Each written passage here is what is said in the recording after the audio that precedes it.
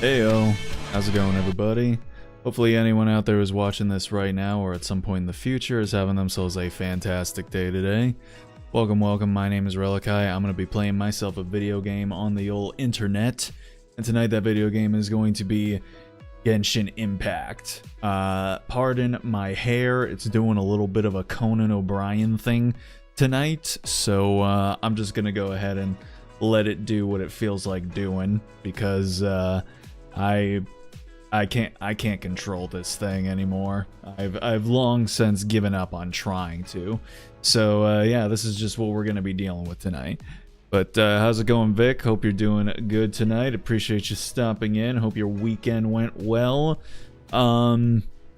So yeah, tonight should be less or more hassle-free than it was last night, considering all the bullshittery that, you know, has to take place in order for the FGO streams to be taking place as of right now.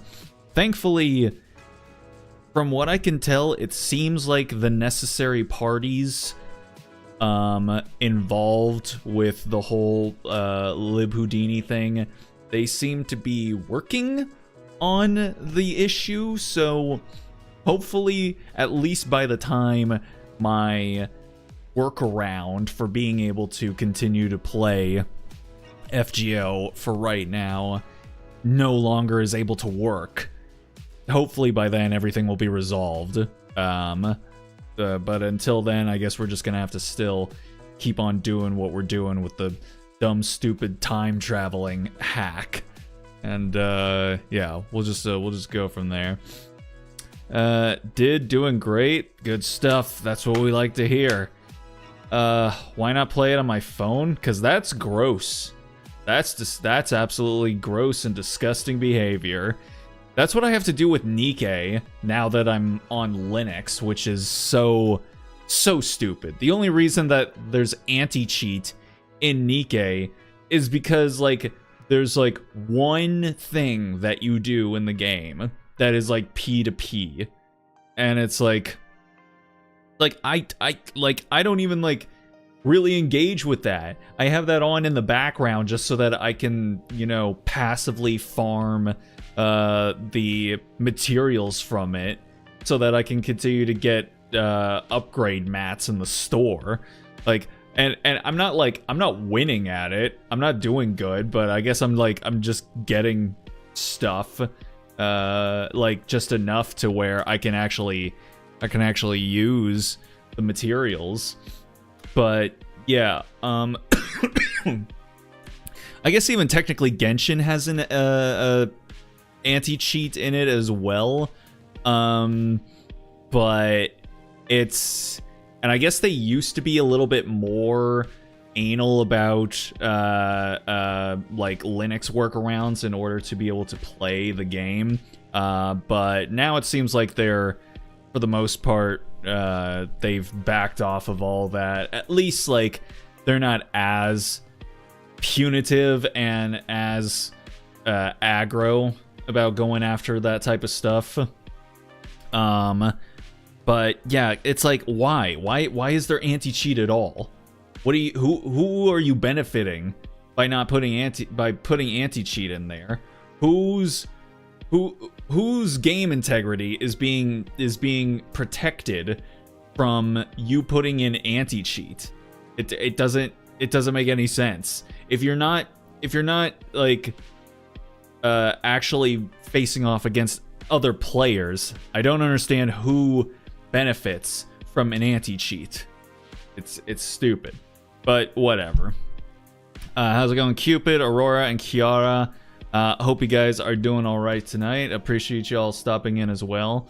And Tsubaki, hope you're also doing good. I think you came in once before, can't recall, but if I am mistaken, then hopefully you enjoy yourself while you're here. My name's Relikai. I'm a literal random man on the internet who plays video games. Tonight we're going to be playing a little bit of Genshin. Like I said, hope everyone's weekends have been good. The first weekend of 2026. hopefully it was a decent one for everybody out there. Let's see. Hairline. All right, time to decipher. Time to decipher one of the squad's messages. The next 30-something plus 100 years, he's gonna lose his hairline, me to get old when he comes natural, grandpa. So, something about getting old, which I already am. I am most likely not going to go bald. Both my dad and my grandpa didn't bald. My uncle isn't going bald. I have enough, I think, Portuguese and Hawaiian genes within me in order to prevent that from happening. My grandpa, you know, his hair basically just looked like mine right now, except it was pure white. So I'm probably just gonna look like this. It's just gonna be white when I'm like 80 years old or something like that. So I at least don't have to worry about any of that. Excited for Bina. Columbina, is that the nickname everyone's giving her now? Cute. I am as excited about her as I can be for a gacha character nowadays. The best way, and I've said this time and time again, the best healthiest relationship you can have with a gacha game is to really not get excited about anything that happens with, at least not get excited about characters, because obviously the characters, and a lot more recently costumes, because I guess they're finally figuring out people are kind of tuning out when it comes to you know, just getting characters in games, and some gacha games are now basing their ecosystems around getting outfits and stuff like that, which that's smart thinking, because that is another thing that people really like in their games. But yeah, I keep my excitement tempered whenever it comes to new characters coming out, because if I fixate on wanting these characters, I'm gonna be really disappointed a whole lot of the time. Which is why, you know, I really don't care about getting characters in FGO anymore. I would say characters in Genshin are probably the characters I care about most. But with Genshin, there's at least like a system there that allows me to have some degree of certainty that I'm going to get something at some point.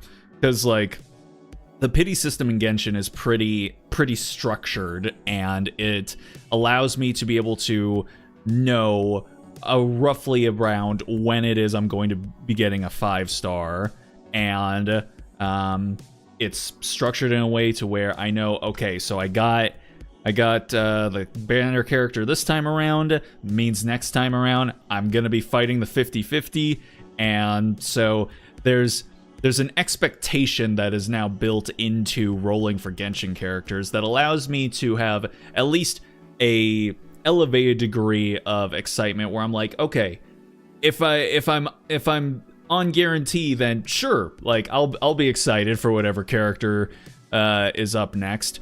But you know, I gotta temper that with, it's like, okay, I'm off guarantee, so I gotta lower my expectations down a little bit.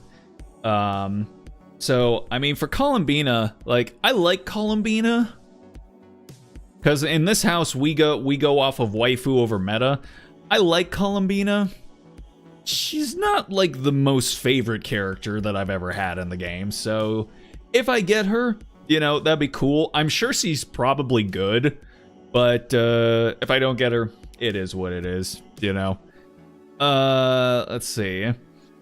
Looking good though. I mean, I try, I suppose. I do more than literally nothing to try and make myself look presentable. And by that I just mean, like, you know, I actually go to the gym.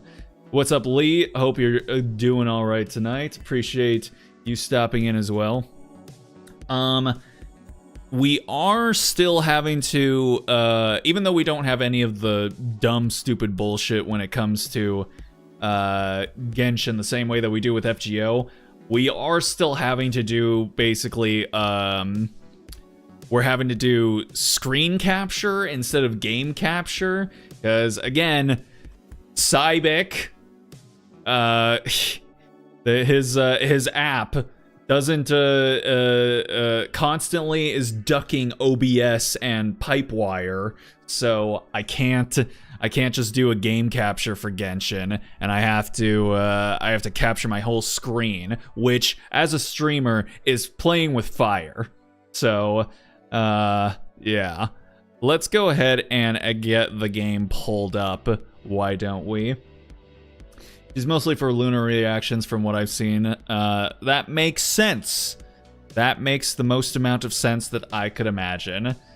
Just Flynn's for me. I guess it's all right. Yeah, I mean, I will admit, I am still a bit miffed about Nefer, because I could have gotten her if I didn't listen to everybody and wasn't building my pity. I would have been able to get her, and everyone here tries to keep coping and trying to make excuses, being like, oh, it's like, shut the fuck up. You guys can't argue with the fact that if I had been building pity, I would have gotten Nefer. So, you know what? That's, honestly, you know what? I'm gonna do some rolls right now. I'm gonna build some pity right now in front of your guys' faces, just to spite y'all. Cause, oh, that's still triggering me. I can't believe y'all talked me into being an absolute chud, and just building up my pull stores. So silly. All right. Let me go ahead and kill the BGM here. Oh boy. Okay. And then we're gonna go over here. Okay, Altera, you can go away for the next week. Let me try and see if I can, no, it's not gonna, alright. So, I have to just do another screen capture again. Alright, so there we go. Alright.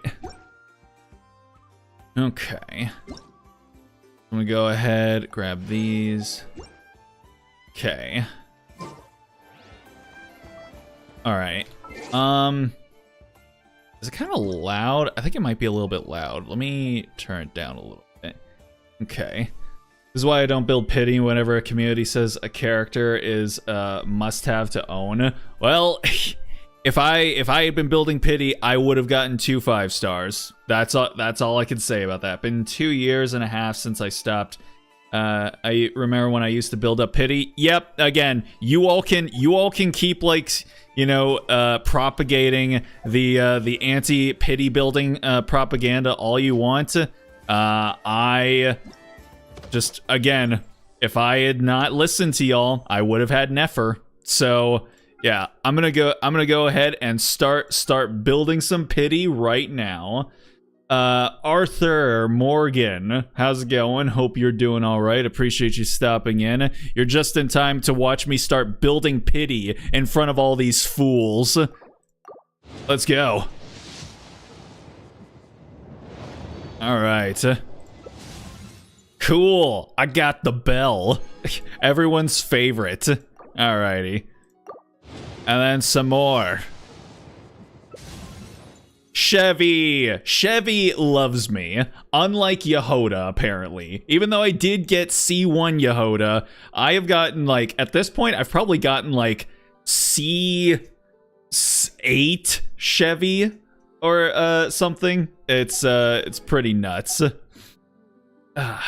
Alrighty. And then, so, I mean, that's only 20.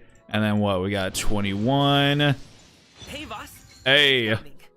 I'm a guard from Wait, the what? office. So all this needs shipping, right? Did I never get Gomming? You grab a seat and have some tea.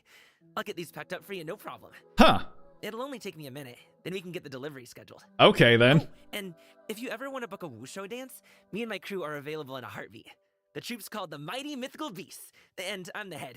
Mighty Mythical Beasts. Anything. Yeah, look at that. See? I wouldn't have gotten our boy Gaming if I hadn't been building Pity as well. Alright.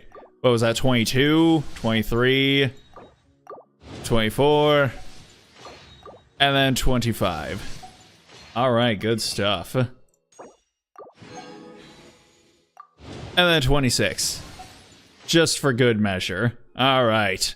Feels good, son. So now what are we up to? That's 5, 10, so we're roughly around, like, I would say 30 something or other. Yeah, good stuff, good stuff.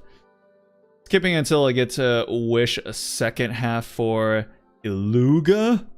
Saving for the rest for Varka. Ah, God, there are still a bunch of characters that need to come, don't they? Yeah. Who am I pulling for next update? Honestly, no clue. I mean, I'll probably go for Columbina. I literally don't pay any attention to any, like, what the schedule is. Once again, like, the healthiest relationship you can have with a gacha game is to not give a flying fuck about the game. Just play the game. Don't care about who's coming, what character. I don't give a shit. Whoever comes up, whoever I get, that's who I get. All right? Yeah. So, there we go. The only character in recent memory that I really wanted was Yehoda, and I managed to get her C1, which is not nothing. So, you know, that's I managed to get that out at least. Would I have liked her C6? Yes. Did the game owe her? Did the game owe me a C6 Yehoda? Yes, it did. But you know what? It's fine. It's fine. We're working with what we've got here. I am not going to do my dailies. I'm going to cheat the system once again and just craft some condensed resin, and there we go. Bam. Although I am running out of what is it even called again? Long-term encounter points. Yeah. Hopefully they get Thank you for they get added up again soon. Add All right. Do that. Okay. I don't know what 4 stars are coming. If it's not Yehoda, then I am not interested. Cause I mean, all the 4 stars who actually, like, really matter, I basically already have C6 at this point. Cause like who do we got? I got C6 Kuki. I got C6 Chevy, I got C6 Xiangling, I got C6 Benny, I got I got C6 Changyu. Who else really matters? I think that's really it. You know, the meta 4 stars really haven't changed a whole lot since the very beginning of the game. So, yeah. But, yeah, still need that C6 Yehoda at some point. Oh, I forgot I put Eula on this team. You know what? She actually kind of felt like she worked in this setup. 'Cause, like, I mean, it was mostly because I was fighting some enemies that were immune to Electro, and my DPS on this team was Electro, so I was like, yeah, you know what? I'll just throw Eula on here. It's been refreshing to go back to my girl, cause yeah, like Eula has been just not in the like mind sphere of players, of Genshin players for like 3 years or something, and it's sad. So you know what? I'm gonna go ahead and keep her on here for right now. Okay. Holy shit, 1 day and 17 hours to go to get the rewards on this. Let's just go ahead and get to it. Focused mode, of course, because we don't need any dumb, stupid bullshit getting in the way anymore. Alright. That's what I did for Genshin for Bay last 2 months. Even stopped going to a channel they would talk about everything Hoyo. Exactly. And how much better is your mental for that? Answer me that. Had no idea about the 4-star and the 2 banner 5 stars because of that. See? And now you're better off for it. Getting a new area on Tuesday. Oh shit, for real? That's crazy, bro. People still pity build before character release? Hell yeah. Damn it! I wanted to pff. I was just right there. They should make broken physical damage DPS to get that element back in the game. Shh. You try and tell anyone that there's physical damage dealers in the game. Some people are so new to the game, they're like, what? What are you talking about? Physical? When has that element ever been a part of the game? It's like, oh, you know, back in the day, Eula was actually one of the biggest damage dealers in the whole game. All right, Grandpa, let's get you to bed. Said they completely throw away physical damage since Eula. Yeah. Well, you know what? I don't give a shit. Eula's still my favorite character in the game. Kind of, because I mean, you know, there's... design-wise, Eula's design is still my favorite in the game, but I mean, like, character-wise, like, you know, when you got Farina, and you got, I mean, Farina's kind of, like, really the big one, because her arc was, like, pretty crazy. Back in the day, physical shattering Eula days. Yeah, when people are like, you know, the big Eula numbers and shit like that. Hey, you know, they brought back the Mondstadt characters. You know, the like Mona and like Venti getting buffs. So I don't know, maybe they can eventually give us something with Eula at some point. Maybe. I can't sense her presence at all. Weren't there a few Kuhenki here last time too? Where did they all go? Maybe she took them out for walkies. Walkies? Really? Okay. Walkies? For Kuhenki? You're not pets, you know. Not with that attitude. Oh, well. Looks like we just came at a bad time. Let's try again tomorrow. There's still a few days until Moon Prayer Night, so we're in no rush. Besides, she needs time to rest anyway. Fair point. Let's go. Imagine Eula buff is just all physical damage becomes cryo. I mean, hey, it would at least get her back into the conversation, so I wouldn't say no to it. Oh, how strange. Looks like she still isn't here. This is a bit odd. I'm sure there's nothing to worry about here. As everyone knows, if you go to someone's house and they appear to be gone for days on end, that's nothing to worry about. Don't even sweat it. Right? It's not like her to spend so much time outside, especially since she's worried about attracting unwanted attention. By the looks of it, she hasn't been back all day. What about Luanatar? Luanatar, you there? Hey, yo. Do you know where Columbina went? Sorry, didn't understand. But if you know where she is, could you take us to her? Sounds like an I don't know either to me, if you say so. That's even stranger. Paimon, look, the flowers. What about them? Oh, that's not good news. They change color when Columbina gets weaker, right? And they look super pale right now. Let's go. We've got to find Lauma. Good idea. She might know what's happening. Again, I'm sure everything's a-okay. Ah, it's you. How is Kutar? She's missing. Okay? Has she visited the Frostmoon Scions? No, she hasn't. I came here to check on her after I noticed the flowers had changed color.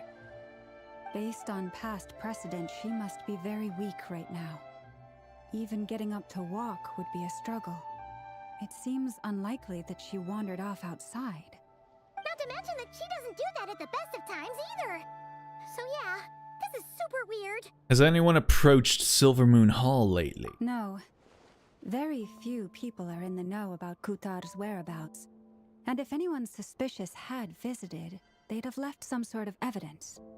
Come on, let's go to Nasha Town. If anyone has seen her, someone there will know about it. It's not Kry's information hub after all. Oh, I'm sure Nephra is going to really enjoy the fact that we come knocking on her door again. Let's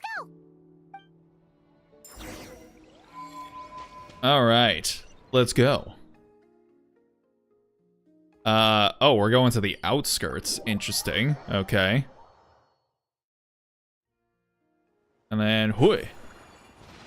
Get me over there. Oh, I love that. I love that guitar.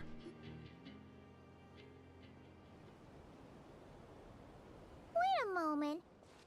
Is it just Paimon, or is this stall kind of suspicious? Has never been here before, right? I don't know what you're talking about. Everything looks fine to me. No, I don't recognize it. Alas, your free and easy adventure time is over. Now, prepare to face the final boss of Nod Cry. Who? Whoa! Where'd that voice come from? Not sure, but it's definitely hostile. I don't think it is. No, not that way. The final boss is right here. Excuse me? The sniffer mole? That's the final boss? Surely not. Also, That voice is a little familiar. Oh, it's Alice. Teasing you. Turn around. I'm right behind you. It seems I've Yo! made quite an indelible impression, even though you've Oh! never seen my face. Oh, Oh, nothing could make a great mage more pleased with herself. bro. Oh, and she adjusts the camera too. Oh, damn. There she is in all her glory. Holy shit. Alice, great adventurer of the realms, Dodo King, defender of Old Mondstadt, etc. Most importantly, mother of the most adorable Klee. Yo. You know what? She's everything that we ever wanted. What is going on? I've heard that all the big shots in Teyvat have long, wordy titles that stun people speechless when they make their entrance. Unfortunately, none of them are affiliated with the Hexenzirkel, and we ourselves keep a very low profile. The notorious name-dropping doesn't quite work for us. Still, I, for one, think I'm really quite amazing. Look at Paimon and Lumi. They're just like, yeah. They're not even like reacting that big. They're just like, yep, that's Alice. Wilf is here. Oh hell yeah. So that didn't stop me from coming up with a title anyway. She's so animated. Alice, it's really you this time? Not a lantern or a Dodoko, but Alice in the flesh? Damn. And aren't we all so happy for it? Oh, that's right. So, what do you think? How does it feel to finally meet me? Yeah, like I said, everything we could have ever wanted. You look like... You look just like Klee. She does not look just like Klee. What the fuck are you talking about? You look so young. What is that supposed to mean, I'm the mother of Klee, Teyvat's #1 cutie. How old could I possibly be? So she's a friend of yours? I guess you could say that. Lumine's too focused on Alice. Yes, sir. She's exactly like Klee, can't you see? Kind of. This is actually the first time we've seen her in person. I see. Madam Mage, that was, quite a powerful entrance. I certainly won't be forgetting it anytime soon. I like how her hat is like a not hat. It's like a big hairdress almost. That's an interesting way to go about it. It's okay, Llama, don't force it. Paimon will do the honors. This is Alice from the Hexen Circle. She's a friend of ours. Oh. And of Arcus, too. She's helped us a lot in the past. That's right. She's a good person, just kinda unpredictable. You know what? I guess I would say, yeah, Alice would probably be like the one character who, like, if I can get her, I would be very happy. And if I can't get her, I would be disappointed. But it wouldn't be the end of the world. Well, what is the human heart if not unpredictable? Hmm? If we could not do as we please, how would we differ from machines? I am Lauma, Moon Chanter of the Frost Moon Scions. It is a pleasure to meet you. It's crazy that this is like how we finally get introduced to her. Like, we're just on a roadside and we come across this little stall that's got like all of these wood cutouts of little woodland creatures set up on it, and then Alice just walks up behind us. I figure that they're like, when we actually see her in the flesh, it would be maybe a little bit more showy or something like that, but I mean, hey, you know what? I can't complain about it too much because she's actually here. I know. Before you got here, I spent a good, 15 minutes getting up to speed on Nodcry's present situation. And then look at that, like any Genshin character worth their salt, or any Genshin 5-star worth their salt, she's got her twin danglies in the back there, because every Genshin 5-star always gotta have their twin danglies. In other words, I've read the whole in the last episode part, so we can skip the pleasantries. Thank goodness. Fair enough. Well, Miss Alice, I can already tell that you have quite a unique personality. Oh, she's got double danglies. Look at that, both her hair and her dress. Nice. You know that means she's like doubly powerful. You'll get used to it. Paimon sure is. So anyway, what are you doing in Nodcry, Alice? Oh, I thought I told you already. This time, I'm the final boss. Oh. And what a formidable foe I shall be. Powerful, confident, decisive, and good luck finding my weak spot. You will never succeed. I'm going to send a formal request for Jean to put you in solitary. Aw, drat. My one weakness, and you found it in an instant. Fate has been dealt a devastating blow. Thus falls the great Dodo King. Why are you playing along with this nonsense? 'Cause it's Alice. What the fuck do you expect me to do? For funsies, of course. What's wrong, Paimon? Are you disappointed in me? Am I a gigantic letdown? No, it's just you seem like a busy lady. And this is the one time you've shown up in person. Paimon figured it would be for something more high stakes than just goofing around. You're quite right. I'm here in Nodcry because something big happened. Something big enough it caught the attention of the Hexen Circle.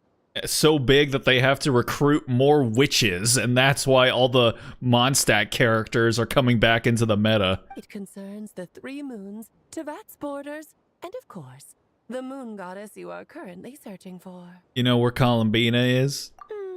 Kind of. Why don't we discuss this over a pot of tea? My main reason for coming on this trip to Tevat was, of course, to have some fun. But I do technically have a job to do as well, namely maintaining the stability of Tevat's borders. And of course, she gets a big, huge plush chair. I'll skip over the complicated parts, but to sum it up, abyssal energies are Whoa. all that lie beyond Tevat's border.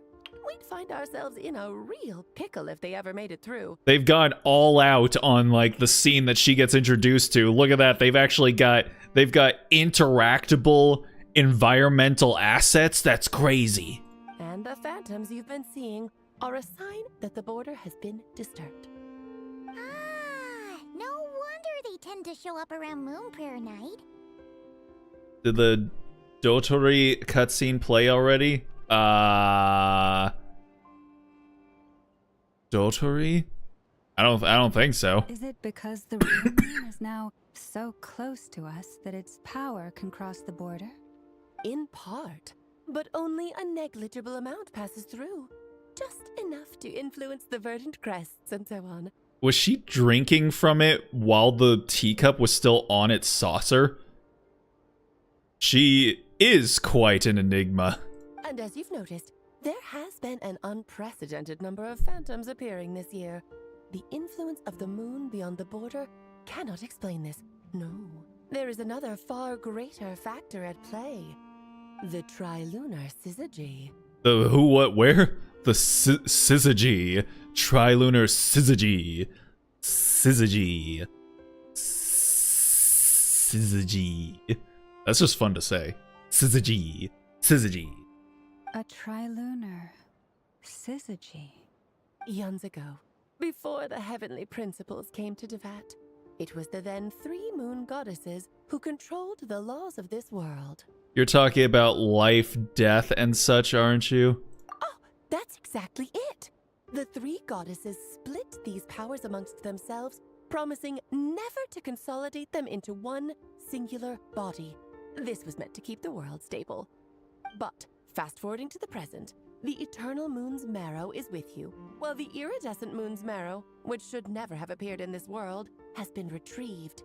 Add that to the presence of a moon goddess in the flesh and... the power of all 3 moons is gathered here in Notcry.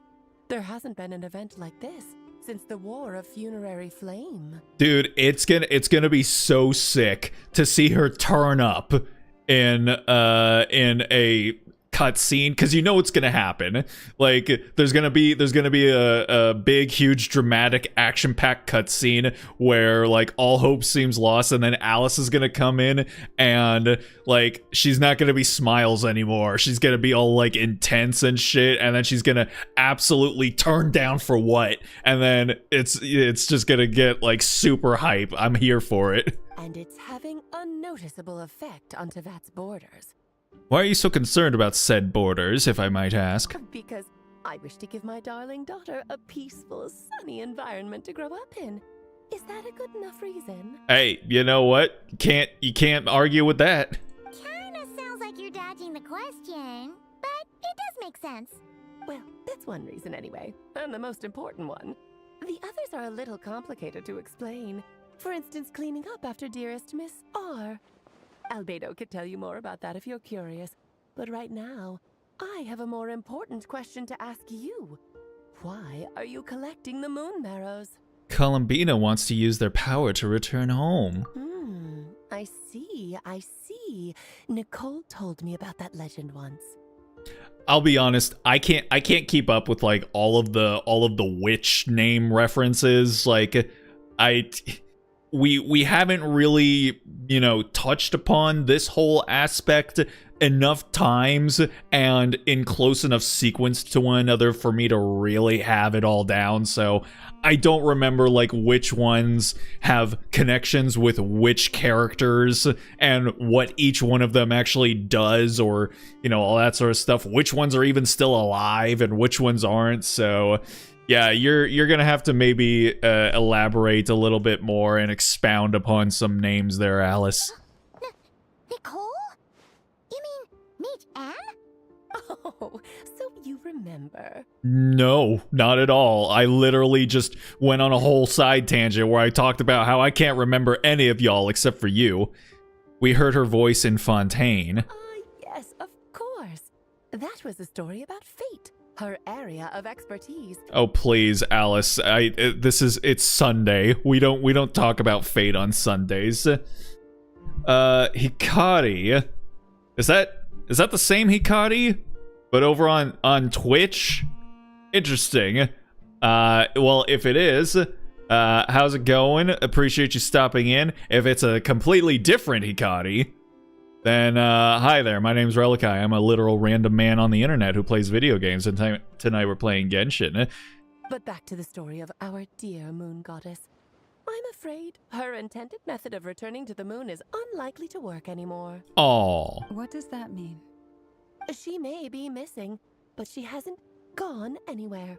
She has disappeared. I am new Hikari? Wait, once again. Oh shit. New Hikari. Well then, fantastic. Again, we're playing some Genshin. Hope you enjoy yourself for the time that you decide to stick around. Feel free to chat or lurk, whatever you're more comfortable with. Body is so heavy. Wait, no. It's my mind that's heavy. Oh, she's got that brain My fog. arms and legs are as light as a feather. If you use some turmeric and black pepper, that can help out a lot. What's happening to me? I feel drowsy, like I've been asleep for too long. Is it daytime or nighttime? Is the moon out? I think I'll go for a walk. Nice. So Fate Strange Fake Episode 2. Is that show out yet? Damn. No, I haven't watched anime in a good long while, but I did kind of start up again. I watched that new like For a walk too? death game show, the one with the maid girls. That one's pretty crazy.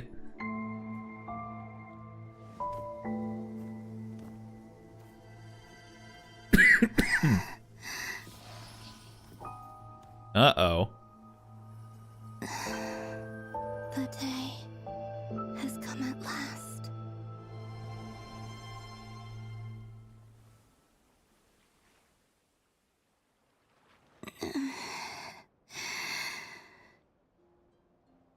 Have I grown so weak that I can't even sustain my physical form?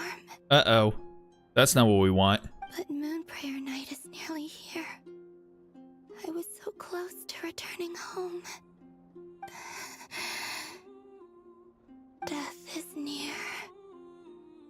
Is this how it ends for me? See this new Fate episode? I will probably check it out at some point. The moon after I disappear. Or I've got so many other anime that I need to watch though.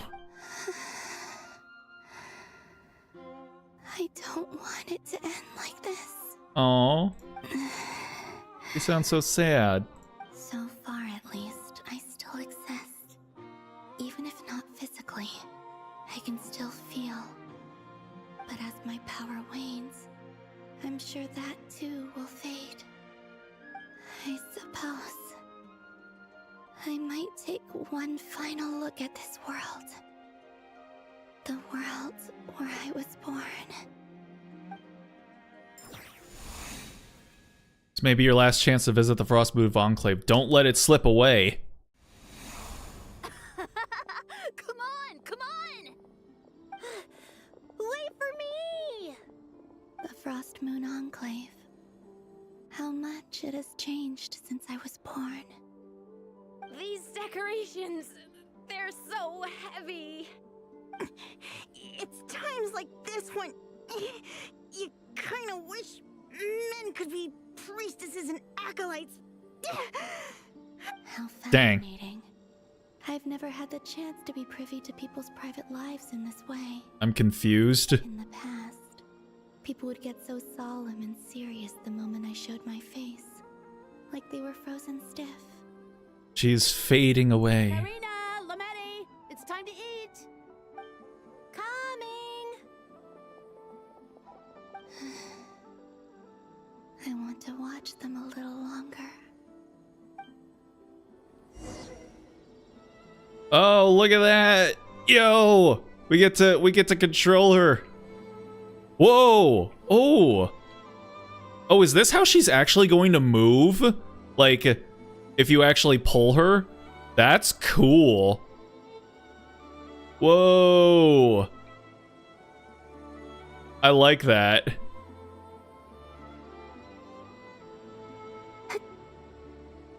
Does she have...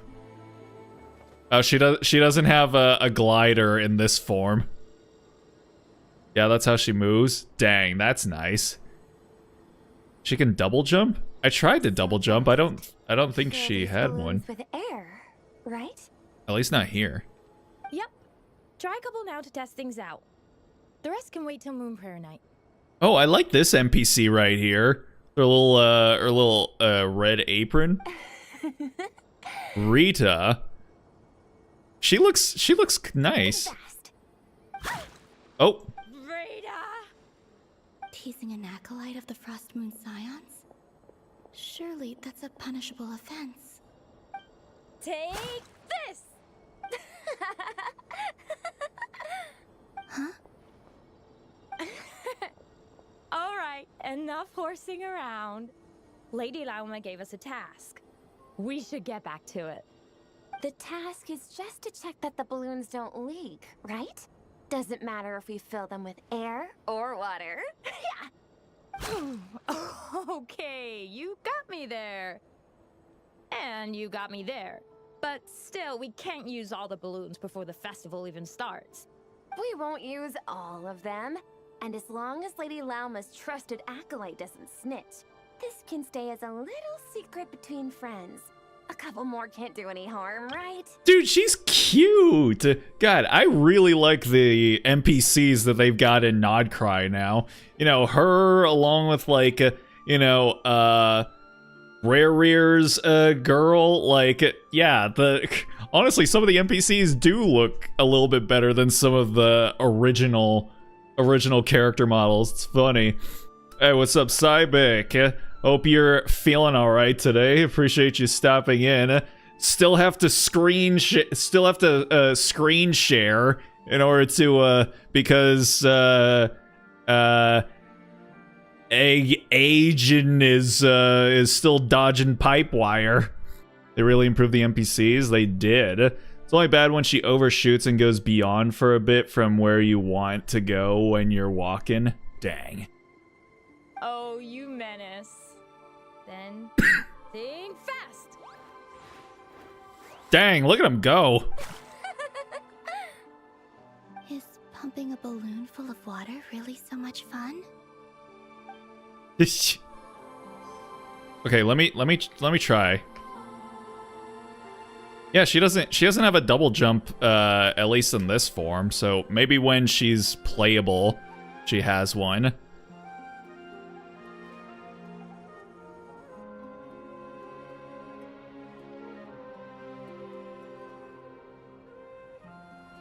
I'm sure you're both tired from playing all day. Come on, eat up. Whoa, she's got eye bags. Plain, humble meal. That has always been the way of the Frost Moon Scions. Huh? How come Lametti got a midsummer berry dessert? Oh, I always get Lockaberry. I don't mind sharing. You can have a bite of mine if I get to have a bite of yours. Hmm? They're sharing food? I've never shared food with anyone before. Even at the Harbinger tea parties, everyone just ate off their own plate. Damn. And when I couldn't finish my food offerings from the Frost Moon Scions, they'd leave the leftovers out under the moonlight for the animals to claim. Hey! That was 2 bites! Oh, then you can have another bite of mine. Oh, you too. Oh, don't fret now. Here, have some of Granny's too. So this is what it means to be family. Yep. Checking in on all the things that you could have experienced, but you didn't because you were too busy being a neat. I'm seeing so much that I'd never usually get to see. They'd never act like this when I was around. It's nice, being able to just watch people in peace in these final moments. What a rare opportunity. I think I'll go take a look around Nasha Town, too. Maybe the Traveler will be there.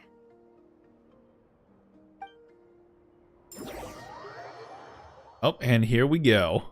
Who are we gonna see while we're there? Definitely not us. Oh, maybe? After the War of Funerary Flame, the moon goddesses were no longer recognized by Tevat. They lost the whole foundation for their existence. That's why the moon goddess's strength is fading.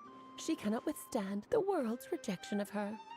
It's just like what Columbina said, the world itself is rejecting her, and she's super depressed about it. To be more pedantic about it, the moon goddesses did something to offend the heavenly principles, and that's why they were ousted. Something of a recurring theme in Tevat's history. I do appreciate how quickly Alice speaks, because she can get through, you know, a lot of lines, like, pretty quickly, so it makes all the scenes that she's in feel a lot snappier than they might otherwise be. Theoretically, speaking so candidly should put me in their crosshairs too, but they can't tell me what to do. I'll say whatever I want. Damn, that's right, Queen. Pop off. Don't let no one tell you what you can and can't do, where you can and can't go. Anywho, the moon marrow energies were but a drop in the bucket for her, and that battle against the Ray Hair of Solnari only weakened her further. Fortunately, it happened close enough to Moon Prayer Night when the Kuvaki concentration here is high. That's the only reason she managed to survive this long. What do you mean, fortunately? You said she disappeared. We're too late. Oh, what a headache. I thought this was all common knowledge. I guess I have some more explaining to do. Okay, buckle up. It's time for another lecture. Oh boy, class is in session, and Miss Alice is ready to teach us. And I'm hot for teacher. Now, I said earlier that the moon goddesses lost the foundation for their existence. The reason for that has to do with the natural order. Basically, the rationale for their existence in Tevat was lost. The same logic applies to the present moon goddess too. Consider her existence so far. Her comrades in the Fatui called her Damselette. And she was worshipped as Kutar by the Frost Moon Scions. But these connections have now been severed, whether by her hand or yours. So the rationale that once sustained her existence is now gone. I'm just calling get Alice Herta. Wait, we did that to her? Oh, well, strictly speaking, yes. But let's not start pointing fingers, shall we? I'll only end up as the big bad villain, and that's not the kind of final boss I want to be. You're making light of this. Hopefully that means you have a plan. Of course I do. I'm only the greatest mage in the whole entire world. Damn, yeah, let's go. Let's go.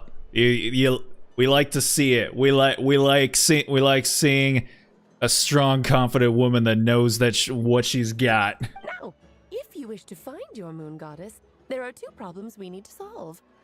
Firstly, we'll need to strengthen the connection between her and Tevat, at least enough to sustain her until Moon Prayer Night. Strengthen her connection.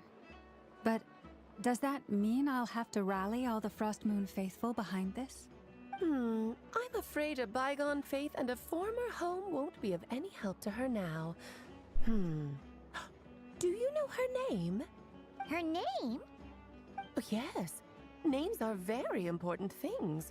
A name is a fundamental concept that anchors one's entire existence. I asked her once, but she said she didn't know. Then your first job is to find it. As a moon goddess, I'm sure she must have a name she identifies with. First name and last name, Alice exudes Herta attitude. Herta. That name sounds familiar. I'm assuming it's a witch from some other IP, but I can't remember what it might be. Neither Columbina nor Kutar is her true name, and she's never really accepted either of them. So, finding out her real name is enough to... Herta's from Star Rail? Ah, I see. I would not know that, but good stuff. Good to know. Yes, I know it sounds like a small step, but every journey begins that way. So for now, that's all we need to focus on. The second problem is with her plan to use the moon marrows to return to the moon. Unfortunately, piercing through the false sky will take an enormous amount of power. Given her current condition, she won't be able to provide anywhere near enough power, even if she recovers her physical form. But no need to fret. Nicole's the expert in this field, and I'm sure she'll figure something out. Ain't no way we're gonna see any of the other witches. Wait, Mage N is going to help us out too? That means we've got 2 Hexacircle mages on the case. This is turning into a pretty big deal. Actually, this is more of a side quest for me. Wow, dang. Okay. So the day when Alice actually shows up and is like, "Okay, no. Now we've got a mainline quest on our hands here. You guys need to help me out." That's when we know that like the whole planet is going to blow up or something like that. Like you said, I'm a busy lady, so I can't stay for too long. I'll have to return to Teyvat's border soon. She's a very busy woman and she hasn't got all day. It won't cost much, just your voice. The girl that constantly spins saying kudu kudu from the meme.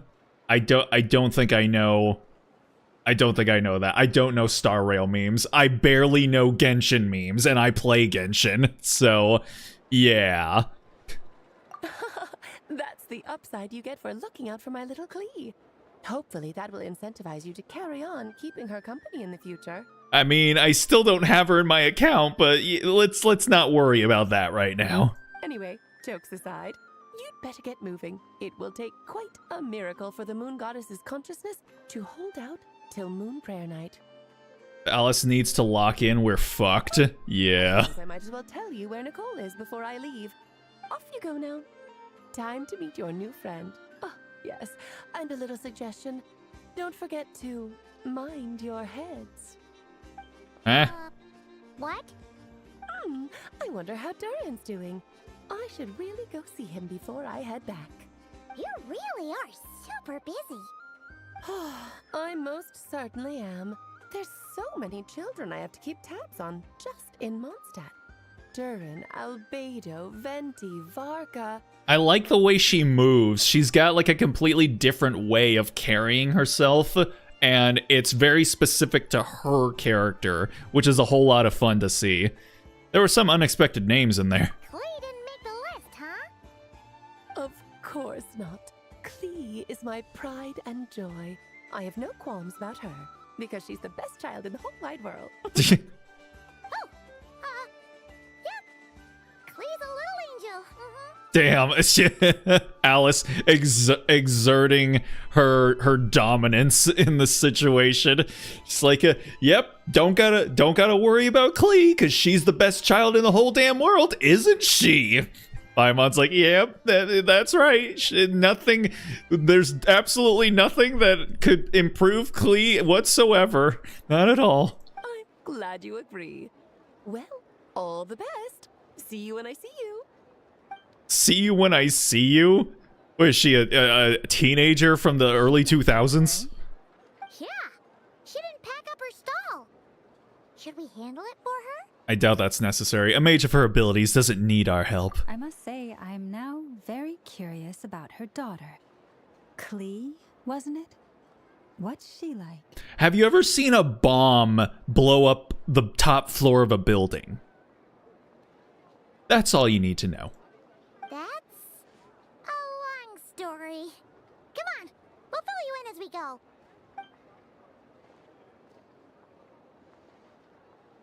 Okay, so we are in Nasha Town, so maybe we will, or maybe Columbina will find us.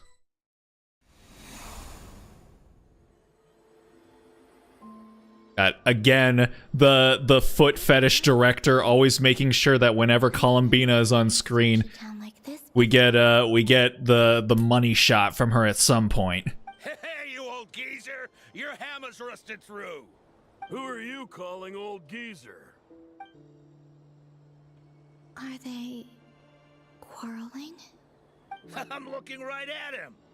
You've really gone downhill since giving your daughter free reign in the workshop.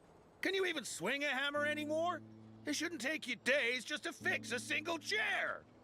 You might as well use that hammer to massage my back for all the good it's doing. Massage.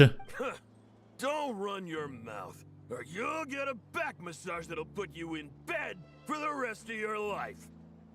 Look, the materials haven't arrived yet, all right?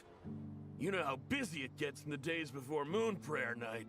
So if you get exposed to that meme in YouTube, it'll drag your YouTube recommendations to the ground. That's why I always tried to watch videos that I was curious about, but I didn't want them infecting my algorithm in a private window. But now, if you try and do that, YouTube is like, oh, please sign in to prove that you're not a bot. It's like, so can people who don't have YouTube accounts just not watch YouTube anymore? That's kind of crazy. Unless it's... you have to not have a YouTube account, and you have to have ad block turned off. I'm assuming that's probably it. Jean's the only one who talks back, it seems, based on some old event where they mentioned Alice showed up in Mondstadt and went around with Klee, and we saw nothing of it. That's pretty crazy. I'll bet you send all the materials to your little princess. Blood's always thicker than water, huh?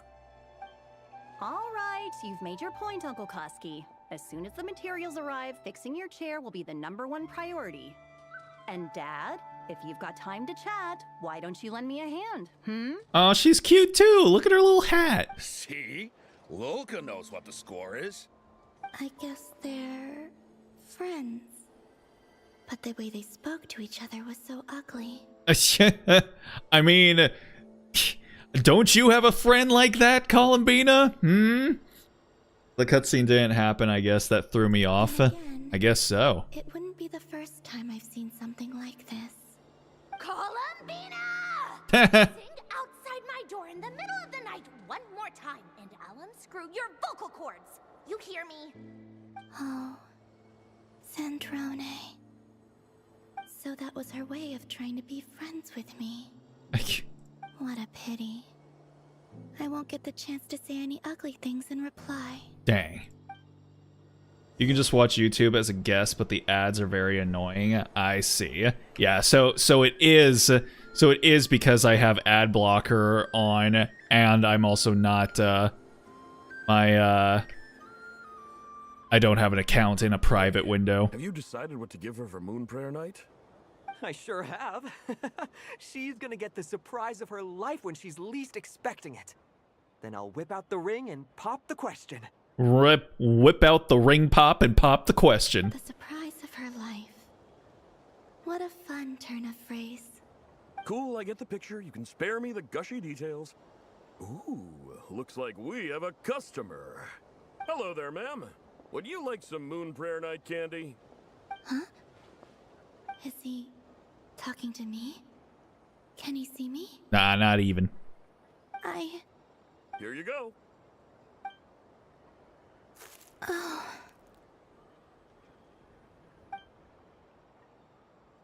Back anytime. Right. Now, where were we? Oh, Columbina just got like, no, I was actually waving at the person behind Jude. I don't know why, but I still held out hope.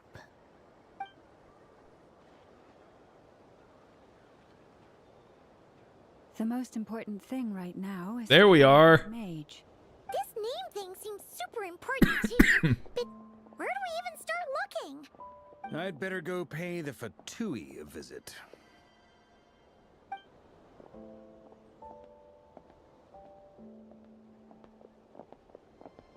We didn't feel anything? Our Sailor Scout senses didn't go off?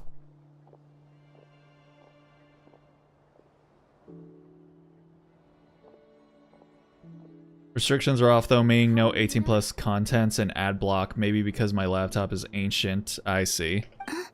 Oh. Oh, it did! Our Sailor Scout senses did go off!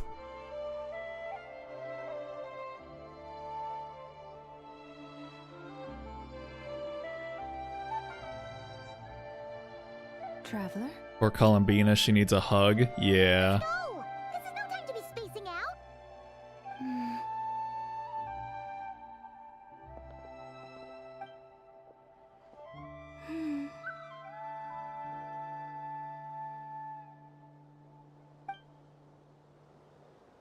Aw, she's coming after us.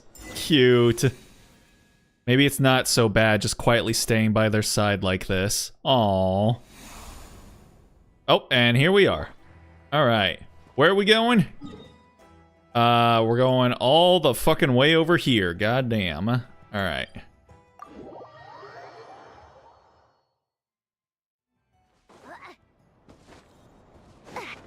I will say, getting around Nod Cry is a little annoying because so many, like, the waypoints are spread out so much that,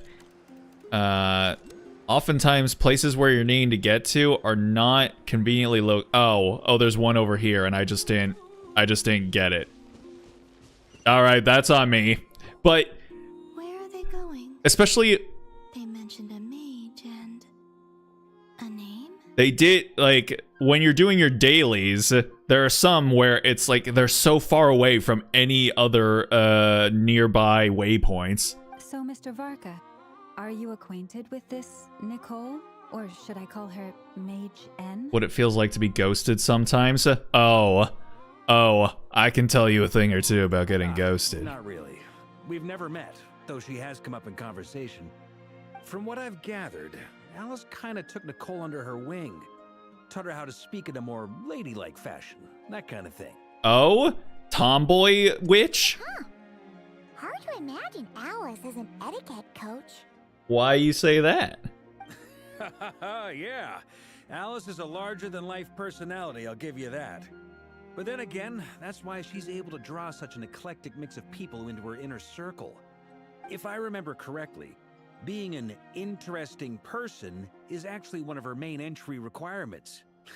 So, if you ever wanted to join the Hexenzirkel, I'm sure you'd both be eligible to apply. Hey! Don't go around making promises on Alice's behalf. I wouldn't dare. I'm just trying to paint a picture of the Hexenzirkel for you. Okay, sure.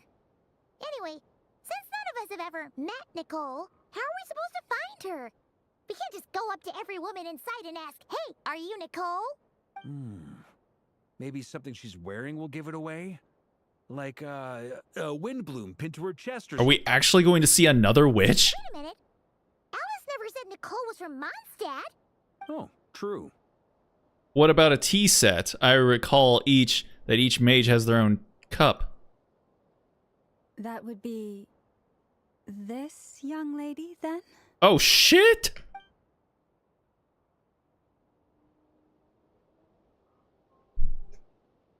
Bro, for real? Sorry to disturb you, but are you Miss Nicole? Varka, Knight of Boreas of the Knights of Favonius. Alice might have mentioned me before. Oh. Have we got the wrong person? Sorry. Well, this is awkward. When I shook my head, I meant, no, Alice hasn't mentioned you before. Yo! Huh? Where is this voice coming from? My apologies. For certain reasons, I am unable to speak. This is the only way I can communicate with you. It might take some getting used to, but I hope you can understand. Hey, it's fine. I'm more shocked by the fact that Alice never speaks about me. Oh, Varka, my boy. You're apparently not as big, hot shit as you thought you were. As for you two, we have crossed paths twice before, but it is nonetheless a pleasure to finally meet you. It's really you! Thanks for all your guidance in the past! You're quite welcome. This time, things are different.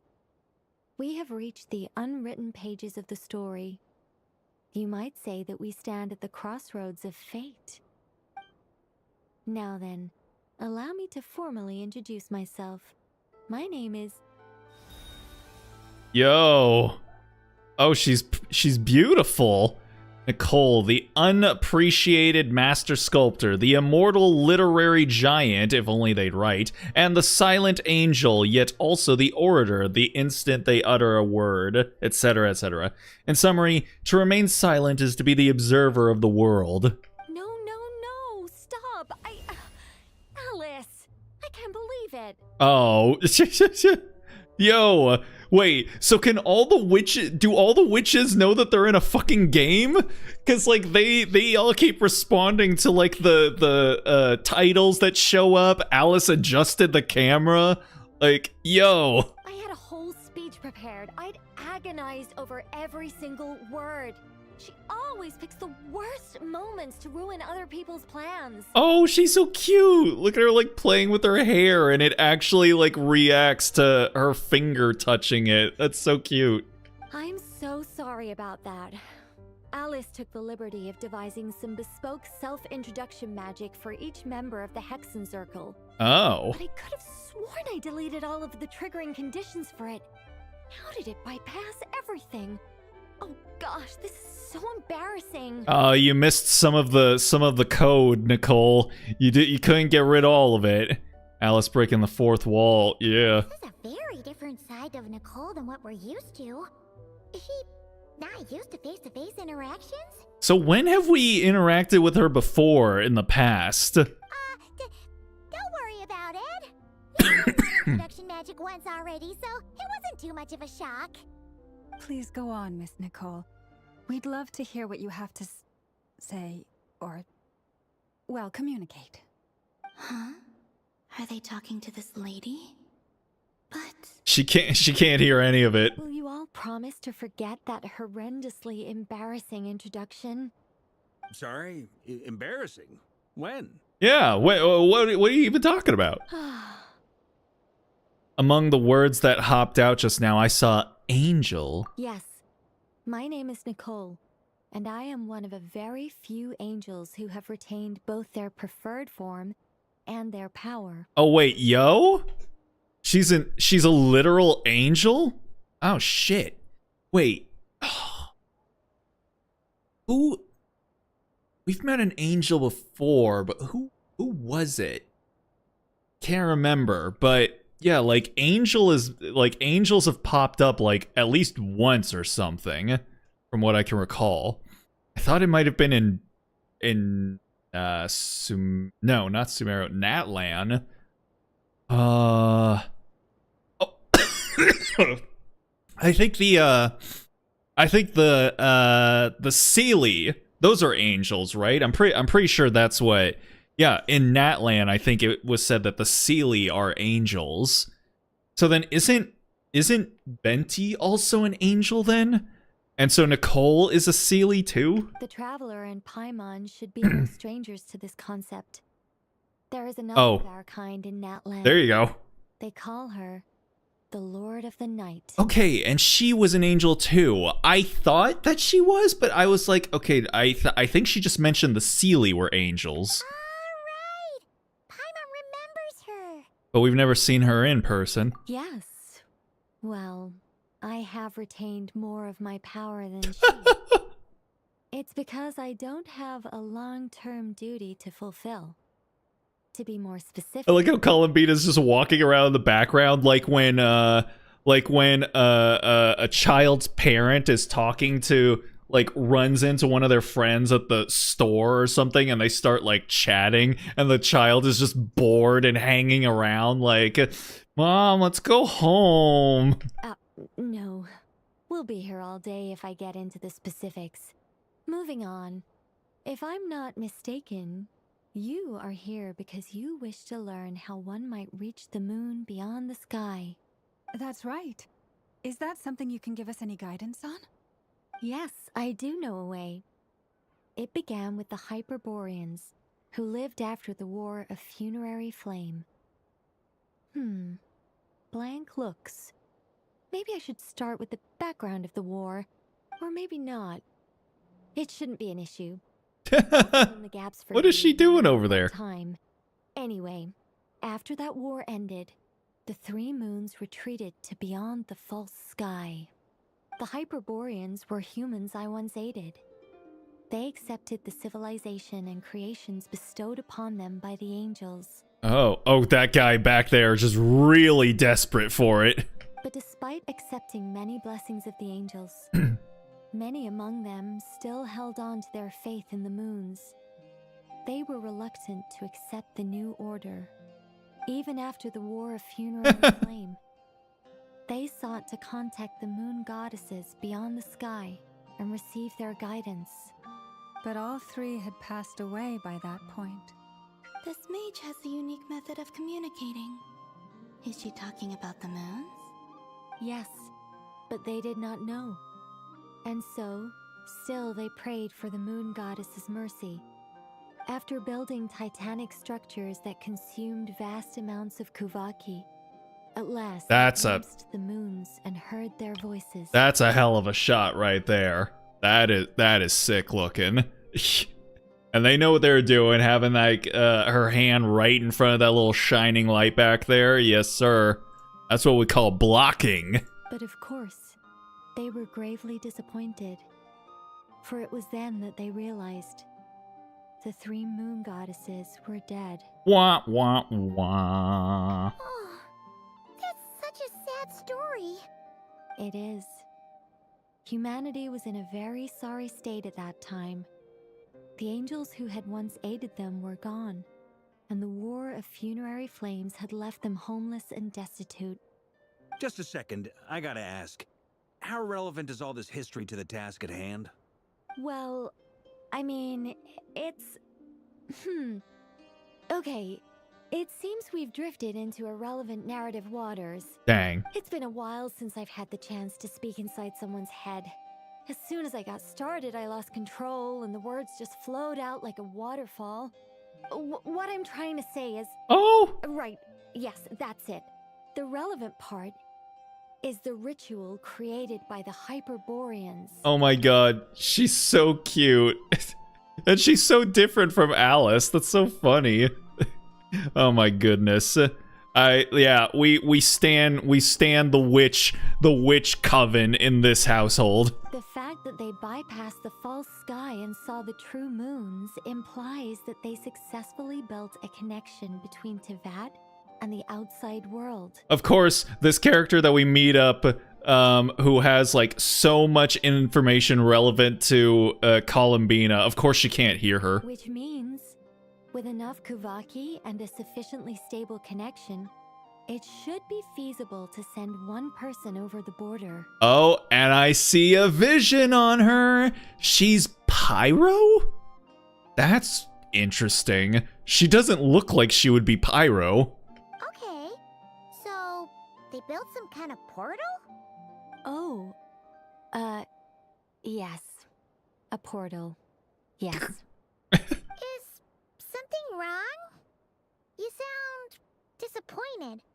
I just didn't expect you to summarize it so well. It turns out I could have said all that in one word, if only I'd managed to think of it.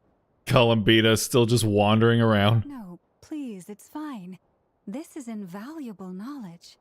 I'll be sure to record and preserve everything in writing. Oh, really? She just sits down. I can add some more detail. I did gloss over a few things so far. Howdy. Big gay guy SpongeBob pants, okay.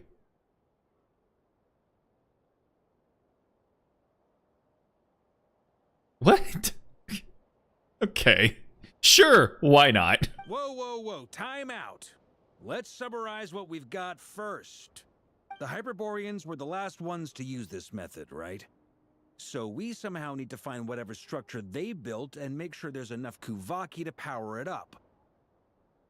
Luckily, we have the moon marrow of both the eternal and iridescent moons, so we're all good for Kuvaki. Which means the key issue we need to focus on is finding the place. Am I right so far?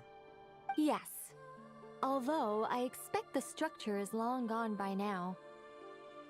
That said, what if we could take advantage of the phantoms to travel back to a time when it still existed? Ooh. Well, travel back isn't quite accurate. It's more like we'd be creating a handshake between 2 points in space-time. Again, I just love Columbina just like off on the side during all of these scenes. It's so funny. You know what I just said? I have a song stuck in my head. Okay, if you say so. We wouldn't even have to pick a time when it still existed. It would just be time when God damn it. people appeared in phantom form via projection, or we could project our own phantoms, fold them together, and... You look lost. Was that too hard to follow? Yeah, things got a little, technical there. Paimon's brain is reaching capacity. Alright, let me think about how to put this more simply. Okay, got it. A portal. Over the next few days, I'll search for phantoms that we can use. Once I find one that meets the criteria, I'll let you know and we'll regroup. By completing certain rituals, specific individuals will be able to enter the phantom and make it to the Hyperborean structure. God damn it, Columbina. If everything checks out and it looks feasible, we'll just need to wait for Moon Prayer Night, and we can send the Moon Goddess back home. I'm really skimping on the detail here. Is this making any sense at all? I think so. For now, we'll just wait to hear from you. Yes. Basically, yes. Great. Counting on you. In the meantime, we'll focus on finding the Moon Goddess's name. My name? Are they looking for a way to stop me from disappearing? She finally gets some little bit of context for the conversation. Saw the new SpongeBob movie. Oh boy, I understand what those parents were crying about the new movie. Are parents crying about it? Is it bad? Is it good? Are they crying in a bad way or in a good way? Excuse me, Miss... Go on, Miss Nicole. This conversation was a little all over the place. I didn't catch your name. Oh, I like it when she's like, you know, playing around with her hair. It's cute. What's up, Kimmy? Hope you're doing good tonight. I am Lauma, of the Frost Moon Scions. Ah, I did wonder. I noticed that you listened very intently when I spoke about Hyperborea and the moon's history. If you'd be interested, I'd love to visit you this evening and go through it again in greater detail. Hell yeah. Also, if you were serious about making a record, it would be too risky to simply write down the raw details as is. I would suggest some tweaks. Maybe rewrite the stories as fairy tales or fables, perhaps even prayers. Anyway, we can cross that bridge when we come to it. So, see you later then? And no need to prepare anything. And Kimmy LARPing the first SpongeBob movie. Nice. She seems friendly. It's just... It's so nice to find someone who's actually willing to listen. Oh. I've been dying for a chance to finally go through all this systematically from start to finish. Any longer and I'd probably start forgetting it. Columbina actually just like kicking her foot around into the dirt. So cute. Paimon gets why Alice told us to mind our heads. What did I tell you? A lot of quirky people in Alice's orbit. Now then, the next order of business is, where do we start looking for the Moon Goddess's name? Maybe the rest of what Nicole has to say might give us some clues. Once I've heard her out, I'll summarize the salient points and share them with you all. I'm also inclined to review our other documents. Yes, our faith was first established by our Hyperborean ancestors, but many of the more factually accurate records are from after Kuthar's birth. I have a hunch that the Fatui might know something too. Oh, we're gonna go talk to Sandroni? Sounds like we're gonna follow Columbina's journey through Teyvat, huh? In that case, we'll start by heading to the Frost Moon Enclave. Sounds like a plan. Take this with you. I'll see about getting in touch with the Fatui. It'll probably just be Arlecchino and Sandroni again. They're the only ones who would want to help. Hell yeah. Thank you, Mr. Varka. Don't mention it. Honestly, I'm more comfortable dealing with the Fatui than prying into the details of a young lady's childhood. Catch you later. How's it going, Alexis? They want to remember Squidward quotes from SpongeBob. You have the best one-liners. I one of my favorite lines from SpongeBob, and one of my favorite episodes of SpongeBob is the was it literally just called Graveyard Shift? I think so. Graveyard Shift, the one where the Krusty Krab is open for 24 hours, and the literal episode starts off with Squidward turning the open sign to closed, and then someone walks up and he's like, I'll have a Krabby Patty Deluxe and a double chili kelp fries. And Squidward's like, no, you won't. I can't hang out here all night. I've got a life. And it's literally basically every time, like, there's still shit to do at work, but, you know, it's time for me to clock out. I'm just like, I can't hang out here all night. I've got a life. I love that episode so much. I feel like I could recite the whole thing from memory. I'm not even kidding. I should follow them, just in case there's some way that I can help. All right, search for information in the Frost Moon Enclave. We're doing a whole lot of running back and forth around here. Ah, shit! I forgot to get. Oh, I forgot to get the waypoint. Oh well, I'll get it at some point, maybe. A while ago, I took the time to organize all documents in our possession that pertain to Kutar. What you see here is the material I consider reliable. You're saying unreliable material too? I mean, there's always going to be unreliable material about history. Yes. Most of the information we have was transmitted through an oral tradition. Ah. Probably some of her stories were mythologized and deified over the years through countless retellings. That's why I organized them into reliable and unreliable. And then, see, but then if someone found out that you did that, Lauma, then they'd come in and they'd be like, oh, of course the Frost Moon agenda trying to rewrite history and all that sort of stuff. Oh, I hate fucking people. There's no sense seeking answers in history unless we can ensure the veracity of the historical record. Makes sense. All right, let's take a look through. Clear and concise would be one way to describe the writing style of these historical records, but you could just as easily describe them as terse and dry, kind of like Gamer's Nexus. And since Lauma already knows the material like the back of her hand, the quest to find any new information in these texts is tough going. Almost all these records refer to Kutar instead of Columbina. Although neither of those is her real name. Paimon's not sure what point she's trying to make.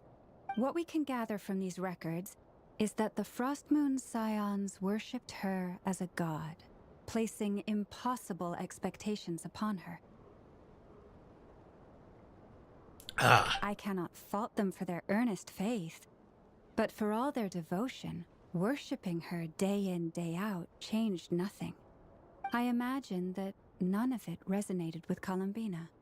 It wouldn't surprise me if, even back then, she had already begun to reject the name Kutar and everything it represented.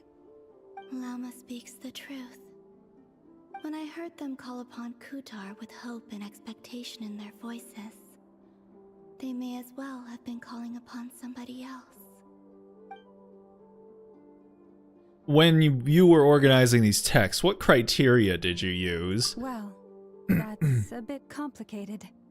I looked at the level of detail, perceived authenticity, prose style. What? You judged whether or not they were reliable based on whether or not the detail was there, how much you perceive them to be authentic, and whether or not their writing was good? Okay, Llama, those are kind of shaky grounds on which to determine the veracity of the truthfulness of certain texts. I went to college! And how realistic their portrayal of Kutar seemed to be. Amongst the Frost Moon Scions of today, only I know of her existence, and I alone have spoken to her face to face. As such, I know that there are certain things she simply would never do. Ah, okay. See, that's a much more solid foundation to base the authenticity of certain writings That on. being said, I have sensed some changes in her lately. Changes? Me? Oh, seems like this is getting us nowhere. Oh, for what it's worth, why don't we check the unreliable sources too? Sure. Give me a moment. Now she's up there. It's just so cute the way she's just like, you know, moving around in the background. Fraction of her divine might, Kutar sheared a great mass from the snow-capped mountain and cast it into the sea, upon whose surface shone the mirror image of the moon. Thus was formed the island of Hisi. Yeah, right. That doesn't even begin to pass the sniff test. I mean, what if she's gonna be like, actually, I really did do that. The 3 moons are not but lies through and through. Only one moon has ever shone for us, and Kutar is her name. The subjectivity is strong in this one. We've heard something like this before in Natlan. The vast majority of ancient texts are filled with fanciful tales like these. I trust you understand my criteria a Their little. memory didn't get wiped of Kutar. I'm so lost. No, she's just disappearing. Kutar did not speak, merely gazing into the distance in silence. And where her gaze landed, this was her prophecy. Clearly, whoever wrote this text never even met Kutar. Otherwise, they'd know that her eyes are always closed. What about you, Traveler? What are you reading? Seems like a collection of anecdotes. Come on, let Paimon see. The child wished to build a wooden nest with which to shield a fledgling bird from the cold. Whoa, what the hell? But being so young and lacking in strength, the child could not snap the branches from the trees. Wait, we're that close to Aino's workshop? Interesting. Kutar was passing by. Upon seeing the child, she summoned forth the Kuhenki, who built a beautiful nest for the child. I remember that. Uh-huh. Not knowing the meaning of Kutar's divine intervention, the child dared not to respond, and thus ran home to call their parents. But Kutar was gone. The Moonchanter declared the event a miracle and took the nest as a relic, placing it on high for all to see. The child was named as one favored by the goddess and was greatly respected amongst the people.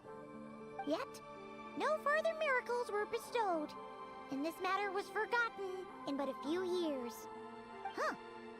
Any thoughts after reading that? If it's true, it gives off a somewhat lonesome feeling. Yeah. Palabina probably just Now she's standing. making nests. Ah. I'd originally considered this a fabrication, because Kutar did not perform any similar actions in subsequent records. But now that I think about it, it does seem like something Columbina would do. It's just that... She didn't know how other people would interpret her actions. She was probably worried about making things difficult for people. And so, she gradually stopped joining in. Yes.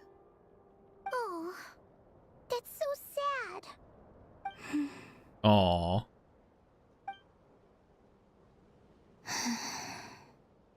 And now, I can make no such gestures of warmth, even if I want to. Now she wants to be the moon goddess. Ooh! Ooh, that blocking there is really nice too. With like the sad Columbina ghost in front of the effigy of like exalting her glory. Oh. That's some good shit right there. Still no name. That's a bit of a shame. But we did learn some interesting stories. That's gotta count for something. Barca said he was Oh, gonna wow. have a meeting All the with way over there. Arlecchino and Sandrone, right? Let's go back to Nasha Town and see how he's doing. Yeah, let's see Arlecchino and Sandrone. I'm down to clown with those two crazy kids.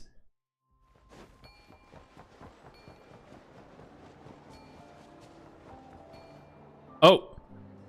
Let's see. There's Barca. Talk about coincidences. We meet again. Yeah, this is pretty much the same place we bumped into each other last time. I convinced them to stick around a little longer. We were all waiting on people, so I figured having a little company would help pass the time. Ah, so you've been waiting for us? Does this mean that you've already arranged things with the Fatui? Sure does. Now you're back, we can go meet up with them together. How'd your investigation at the Frost Moon Enclave go? Well, we didn't find out Columbina's true name. But apart from that, it went pretty well. We learned some stories from her early days that were pretty cute. Aha, just as well that I didn't tag along then. I'm sure our moon goddess wouldn't want every man and his dog knowing all about her private life. Still, desperate times, desperate measures, I guess. Someone had to do it. So, Varka was waiting on us, but what about you two? Are you waiting for Alice? Oh, no. We already met with her. We discussed that experiment I mentioned to you last time.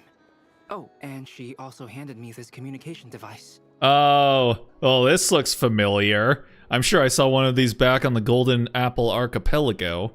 That's right. I understand she informed you about the relationship between the phantom phenomena and Tevat's borders, yes?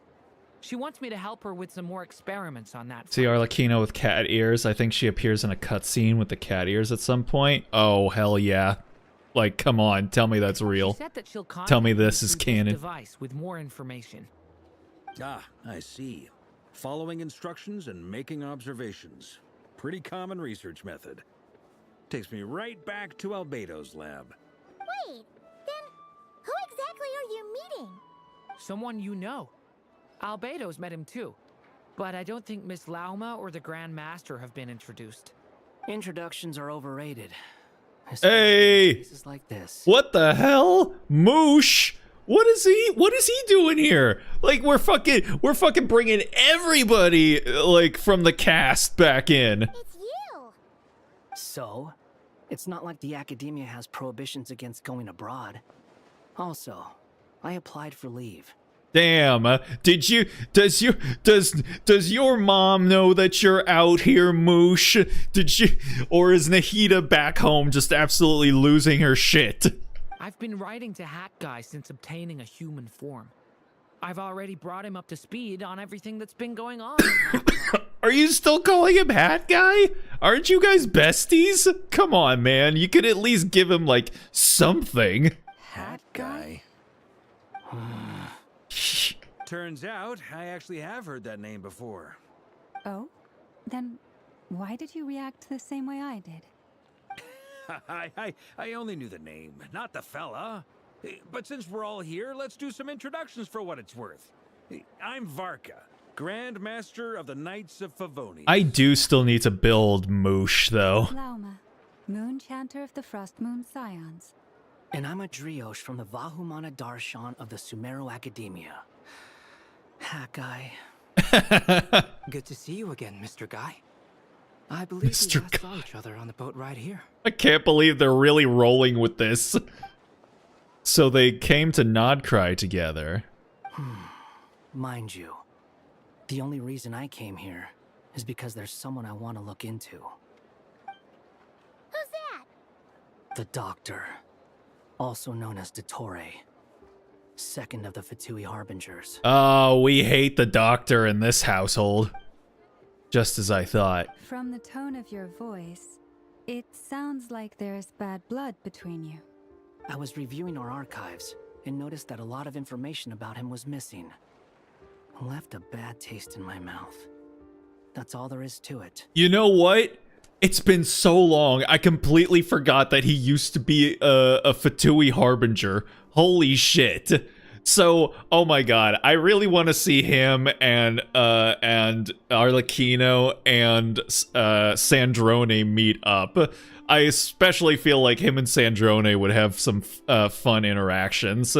Dottore, or Zondique, as he was then known. More like Zandick. At the academia, but he got kicked out before he could graduate. We hate Il Dottore in this household. Yeah.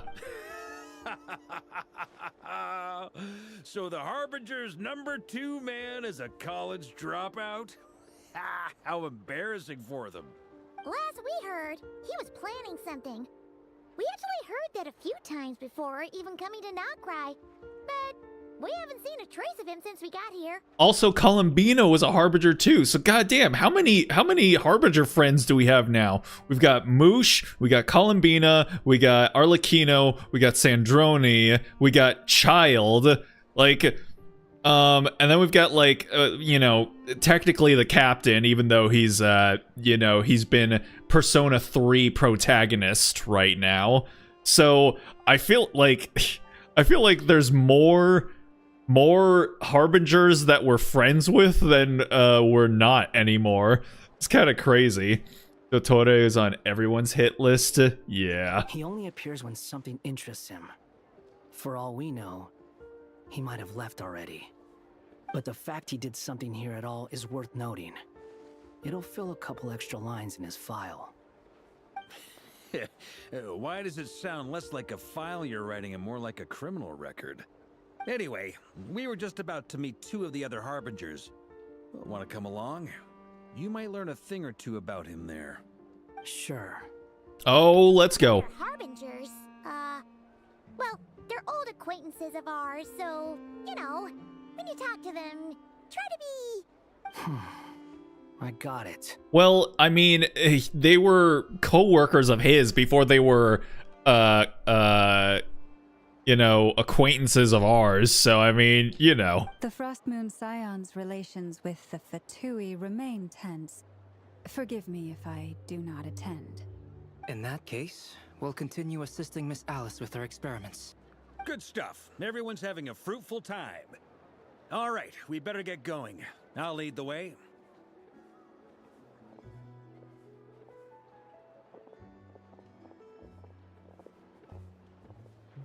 Hey, Moosh. Are you here for revenge? Well, yeah. That's obviously part of it. But I'm not the only one who has a score to settle with him. Neither you, nor Lesser Lord Kusanali, nor I want to see him meddling with things again. Fair enough. One other thing. When we return, let's talk about Columbina. What's the hurry? Don't worry. Pigeons always know which way home is. What? After the conversation ends, the group splits into 2 teams led by Varka. Blah, blah. Oh, let's go. You made it. Who is this? Who? What? A scholar from Sumeru. They call him Hat Guy. Oh. He's an old friend of the Travelers. Do they really not recognize him? Come on. Wait, this is the academia representative you wrote about? He doesn't exactly look the part. How can you guys not recognize him? He basically looks the exact same. Like, his clothes are just different. He's even wearing the big hat. I believe this will prove my identity. You'll notice it bears the seal of the Sanctuary of Surasthana. Well, what do you know? So it does. All right, then. My mistake. It's fine. I expected as much. What? So as I mentioned in my letter, the Academia's got its eyes on Dottore. But this matter remains top secret. Apart from those assisting in the investigation, the fewer people who know, the better. If anyone asks, I'm here in Notcry to pursue my personal academic interests. Gotta say, Varka, you did pretty well to keep all this under wraps for so long. Sounds like you got in touch with the academia about this. He did erase himself from the timeline. That's right. I forgot about all that. Damn. So, okay. So I guess the Harbingers just always, like, never realized that they had another member in there, or a missing member. Does Columbina remember him then? I'm gonna assume no. You flatter me. You're all You're all Harbingers. What reason would you have to disclose information about Dottore? Where do I even start? Remember that time we fought Rerir at Star Sand Shoal? He sure let me have it then, didn't he? I'll bet Dottore had that all sketched out, with me as his convenient little pawn. So the memory erase is still in action then. It seems so. He could not care less about us if he tried, but hey! The feeling's mutual. Does Dottore really strike you as the sort who values his relationships with his colleagues? I can't, like, now that I know that her hand, that's her hand and it's not a glove, it's just like, I just keep looking at it like every single time. I'm just like, God damn, girl. I didn't realize the entire time. Fair point. Definitely not. Which is why I always keep my guard up whenever he starts making suspicious moves. To that extent, our motivations align. On top of which, I consider you trustworthy people. Let's go. Now, back on topic. In the wake of the Reikir of Solnari episode, Sandrone and I grew suspicious about Dottore's complete inaction. There goes Columbina again. Affair. So we tried to find out what he'd been up to, but unfortunately to no avail. He never lets anyone in on his plans. The more he cares about something, the more secretive he gets. Indeed. Perhaps he believes that by keeping a low profile, he can avoid trouble. But that trick isn't going to work on his colleagues. Yeah, I mean, he's been researching the ancient moon's remnants. And he's been trying to get his paws on the moon marrows. Only an idiot would believe he doesn't have something more planned. With this in mind, I returned to Snezhnaya and relayed my thoughts to Her Majesty the Tsaritsa, entreating her to have him recalled. That's pretty direct. Did the Tsaritsa agree? Yes. I made it abundantly clear that the Fatui's business in Nodcry is almost concluded, and we do not need 3 harbingers in this territory. Her Majesty concurred. Accordingly, Dottore has returned at her orders. I imagine he is continuing with experiments, which no one besides he would ever have any interest in. Common sense might mean nothing to him, but he's not stupid.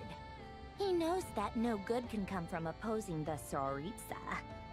Tsaritsa. All the way. He needs the Rooster's resources and Regrator's Mora, both of which the Tsaritsa can strip from him by waggling a finger. So, I don't see a vision on Sandrone. I'm assuming she has to become playable at some point, but I guess she might just not have a vision right now. I guess in the same way that I don't think Moosh did either. So I'm assuming she gets one like later on. But doesn't he have a track record of publicly following orders while going against them in private? He probably has it down to a fine art by now. Wouldn't put it past him. We worked together on a research project once. Only briefly. But it was enough to show me that we're fundamentally different people. Okay. Let's try and decipher what we've got going on here. You know, it's a crazy fact, though. My mom noticed the voice Roger Bumpass. Apparently, she told me that he voice acted in the original Carmen Sandiego as a character. I don't know which character voice. And then yesterday week, we did watch the original Carmen Sandiego cartoon, and she was like, "Oh my God, he's using the Squidward voice. It's so recognizable." Okay, I managed to pick up. Stuff at the end there. Yeah, I did see some of the, Squidward's voice actor's old voice roles that he did at one point. I don't know if it was Carmen Sandiego that I saw him in, though. I think it was actually in some sort of more adult-oriented animation. Was it Ren and Stimpy? It was in some kind of like courtroom scene. So I can't remember what it is. He has no interest in doing things methodically, stage by stage. His thoughts jump all over the place, and the moment his curiosity is satisfied, or he gets the results he wants, he disappears. The only similarity we share is that, once we set our minds on doing something, we will see it done, whatever it takes. Oh, we definitely saw some of that in your battle with Rerir. You got so competitive. Ugh, Do not remind me. Then I believe we all concur. Dottore will not simply give up. Fantastic. Now this is turning into a whole day of unpleasant memories. Ugh. Are you talking about the moon marrow stuff? He also strikes me as the kind of person to disregard experimental regulations, ruin all the equipment, and go way over budget. Then leave the first person he can find to deal with the fallout. Wow. He's just an all-around great guy, isn't he? Exactly. This one time, he was running some high-temperature experiment and the substance exploded. But does he care? No. He orders his subordinates to open the device so he can observe the results, which causes the gas inside to leak out. That gas was poisonous. If I hadn't been there, who knows how many people might have died. And after all that, he left while I was still cleaning up after his mess. What a waste of time, he said. Waste of time? The nerve! He wasted my time! She's absolutely crashing out, dude. And I love that. I love how Columbina's just like right next to her and she just starts poking her cheek. So cute. You've been bottling that up for a while, huh? Hat guy, I must say, you seem awfully familiar with internal Fatui affairs. Yeah. Especially when it comes to Dottore. Thank you, Lady Harbingers, for providing such valuable information. I have no other questions for now, so I'll be on my way. You didn't ask any questions. You provided more information than, like, most people did. Wait, what? You're just gonna leave? You're welcome to join if you want. Ugh. Just when Paimon thought he'd finally mellowed out. He makes quite the impression. I'll say. I've met tons of headstrong people, but not many of them would join me in bad-mouthing Dottore. Anyway, back to the main agenda. Barca, you said that Columbina has gone missing? Or rather, disappeared. Yeah. We're working on building a connection between her and this world. The simplest method is to find out her real name. I've actually asked her that question before, but she said she didn't know.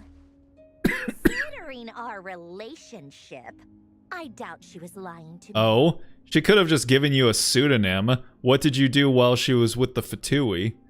As far as I recall, she was never dispatched by Her Majesty to claim a gnosis or anything like that. The Tsaritsa's plans had long contained a place specifically for her. By the way, did they add in these like little like subtle eye bag shadows underneath Arlecchino's eyes? 'Cause I feel like I don't remember her having those, like in the first instances that we saw her in the game. I always thought that was weird. What could she do that the rest of us couldn't? Knowing what we do now, it's probably something related to Kavaki, right? More than likely. When she first arrived, Columbina would often go to Her Majesty and ask when she could start the task assigned to her. But Her Majesty always gave the same reply. The time has not yet come. So she spent her days in Snezhnaya doing basically nothing. The Tsaritsa has summoned a beautiful blind maiden to be a harbinger, giving her the third seat by virtue only of her enchanting voice. Oh, Columbina was chair number 3? Damn, alright. Sandrone would be like, Rerir Dottore, your ass is mine. Yeah. It was a dumb and stupid rumor. But the reality of the situation made it hard to refute. And what happened after that? I imagine she stopped caring. She no longer seemed to care why she had been recruited. And Her Majesty never gave her any missions. So she just continued to sing in the flower garden. For my part, I was busy. So busy, in fact, that watching someone be that idol had me fuming. But still, I got the sense that she had long been used to a life of other people claiming she was needed when she wasn't. I just felt that having a place to stay would cost me something eventually. And so I waited quietly for the day that I would have to pay the price. And on the other end of that spectrum, you had me. Someone once told me that I had the lousiest work and the toughest luck. That's a good way of putting it. I forget who said it, but those words have always stuck with me. Aw. Sounds like something Moosh would say. No wonder. But you've done your job exceptionally well all this time. Because at heart, you are a conscientious person. Maybe? Thanks for telling us all this, ladies. What is it? Something come to mind? It's nothing. I'm just even more eager to learn her name now. I want to shout it to her from the rooftops. Oh my. That makes sense. Nothing screams "you are needed" like your name shouted from across the town. Well, good luck with it. She's gonna hear us calling out all the way across town. Colambina is still the most shoutable name. I bet you would say that. I'm just so used to it now. After all the arguments we've had, I can't be bothered trying to remember another name for her. Nor I. Sandrone. Harlequino. You chat further about interesting moments for Columbia's past. Damn. Oh? It's a Sealy! Does that mean Nicole has news for us? Ladies, I thank you for your hospitality. If the chance ever comes up, I definitely owe you both a drink sometime. I'm sure it will. Look at that face on her. She's just like, "Oh, don't worry, my guy. That's definitely gonna happen. You just count the days. Go ahead and hold your breath. It'll happen soon." You can make your own way out. Heck, you've been here enough times, you probably know your way around better than I do. Take care, everyone. We'll be in touch if the situation changes. Okay, time to do what adventurers do best. Follow that Sealy! I don't do the Sealy shit anymore. I'm gonna be perfectly honest. So, if that is what we're supposed to be doing, what the hell? Doing? Excuse me? Huh. Here you are.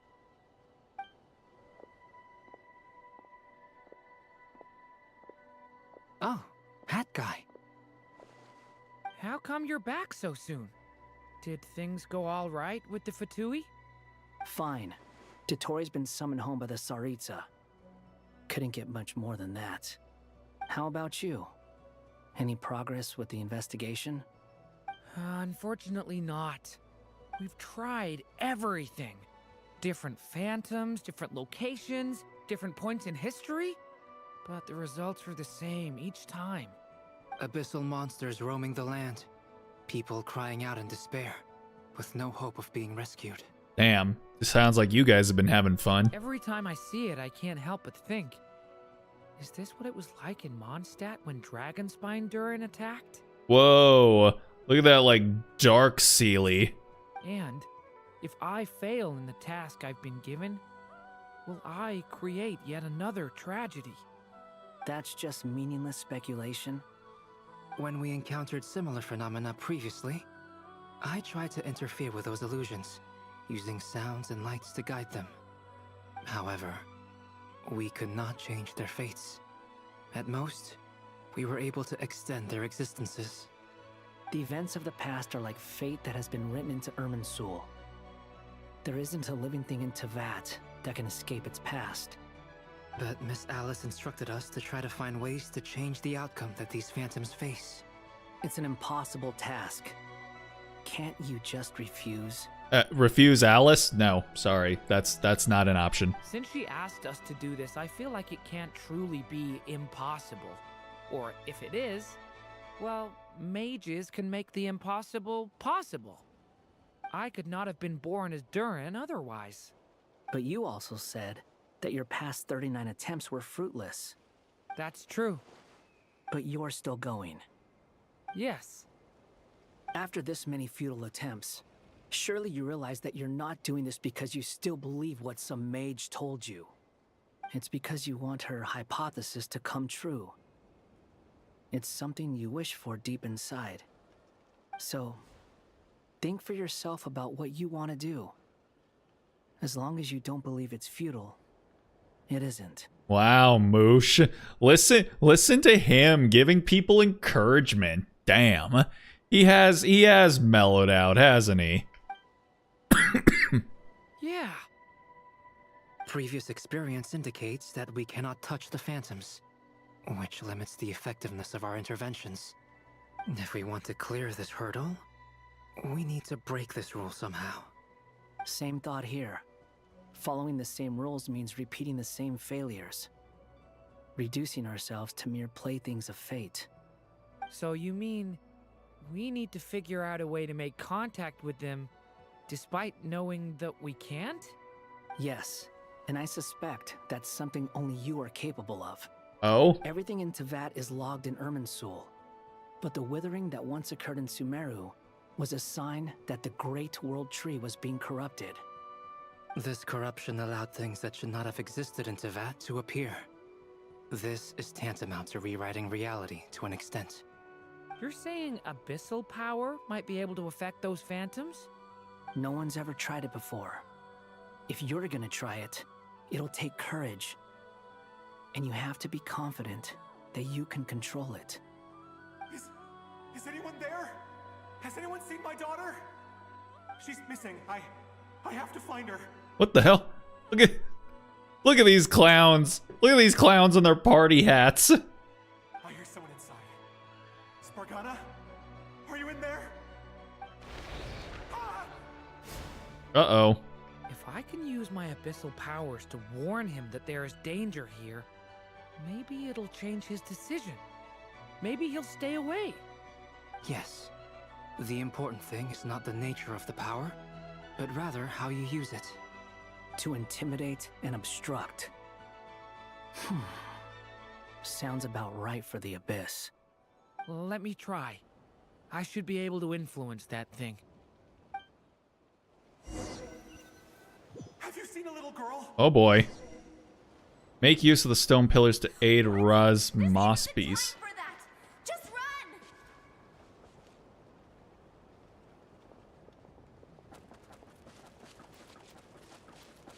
I hear someone inside. Spargana?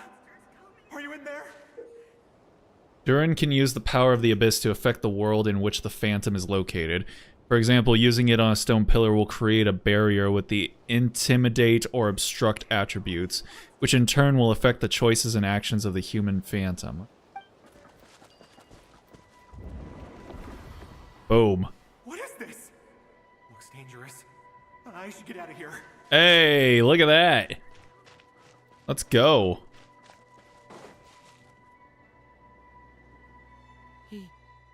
He really left. Ha! We did it! Don't celebrate too soon. Follow him. See what he does next. We're changing their fate. From the front. You need to stop them and create an opportunity for him to hide.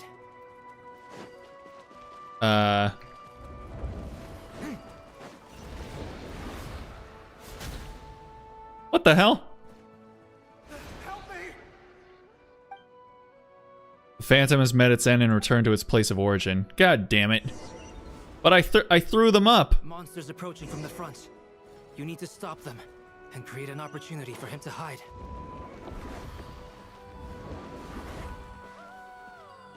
No, there's monsters ahead.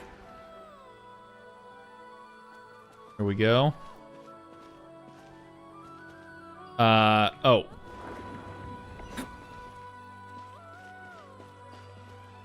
Wait, is that the barrier I saw earlier? Why is it appearing now? It's as if someone's controlling it.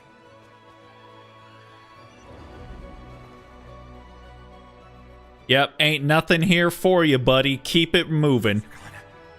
Is it safe now?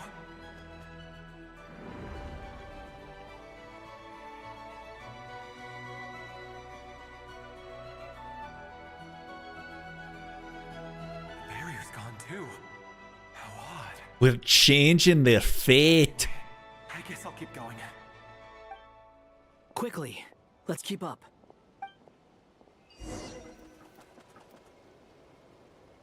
Make use of the Wait, explosives. there was someone else here? Don't go any further. We've got anti-monster traps laid out everywhere. But my daughter must just be up ahead. I have to go. This way's blocked.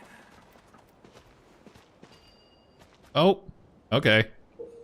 I'm gonna have it explode right in his face. Can also affect the phantom explosive barrels. Causing the explosion can clear obstacles and deal damage to monsters. However, these explosions can also cause damage to human phantoms, so use with caution. We might be able to use the explosives over there, but we need to take care not to hurt him.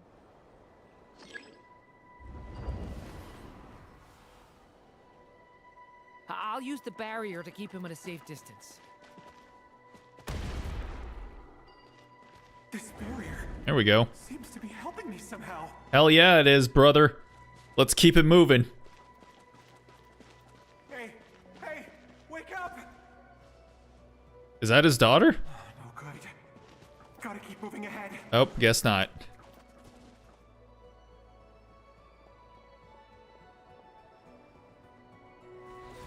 So many monsters. Oh boy.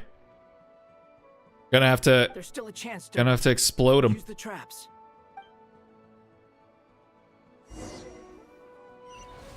Okay.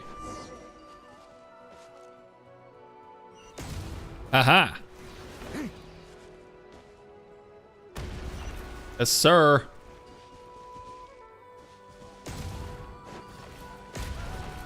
That's right.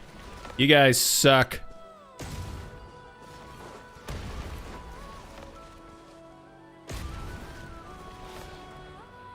Hell yeah, brother. This is a new development. I've never seen this happen before. We might just be able to save this person.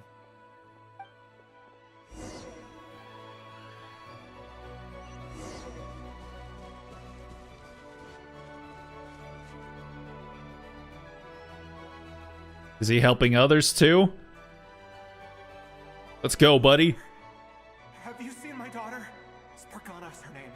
She's carrying a large backpack. Get out while you still can, you fool. You won't find any survivors here. That's quitter talk there. I can't just leave her here. She must be so scared right now.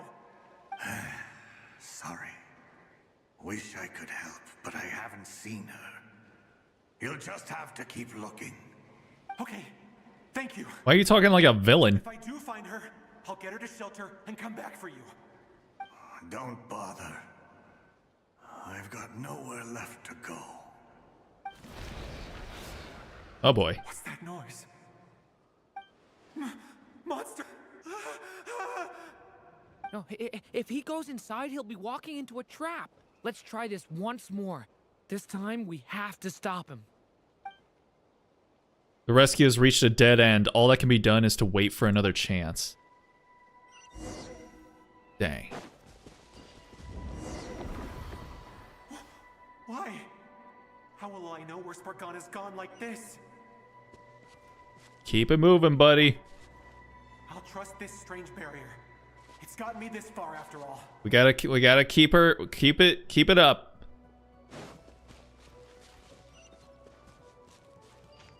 What? What's this? Hey! Let us out!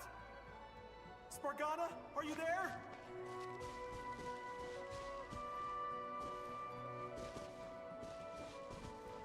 Dang.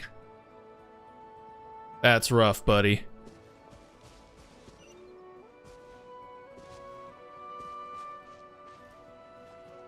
Nope, not that way.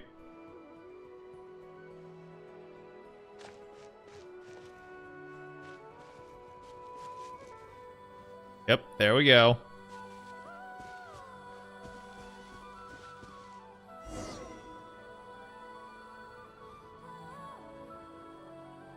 Is he gonna...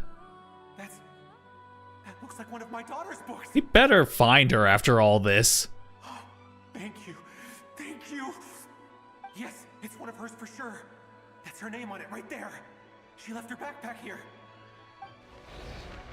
Durin, just like last time. Use the explosives.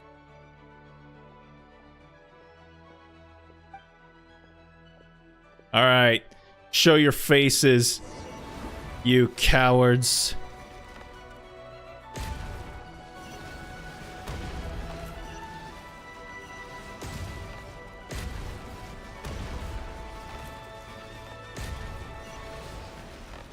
Holy shit.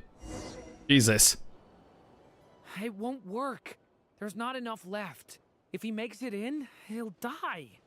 But then, this clue could be the key to him finding his daughter. It might not be the only one. Better he misses that clue than loses his life. I guess so. I mean, block the gate ahead of Rasmus. We can't let him get any further in. That's my daughter's book! She's passed this way! Why? Why won't you let me go in? I mean, if you know that those are her books from out here, you don't need to go in there in order to, like, see. I've searched and searched and searched just for this! But how will I find her without any clues? Well, you know she went this way. I no longer have anywhere else to go.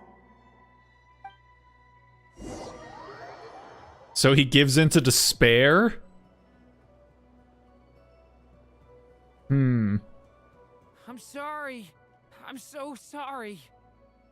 He refuses to go anywhere else. Whether he opens this door or not, all that awaits him now is death. We couldn't change his fate. But the barriers also block out the monsters, right? So why not just, like, keep him inside of there and then just, like, close it up and wait for the monsters to leave? Albedo? Hat guy? Let's try one more time. I don't know how we're gonna do this, but I don't want to give up either.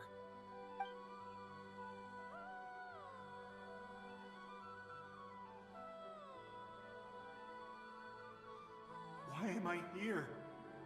What's going on? All these scenes running through my head. Where are they from? Huh? What's going on? Huh?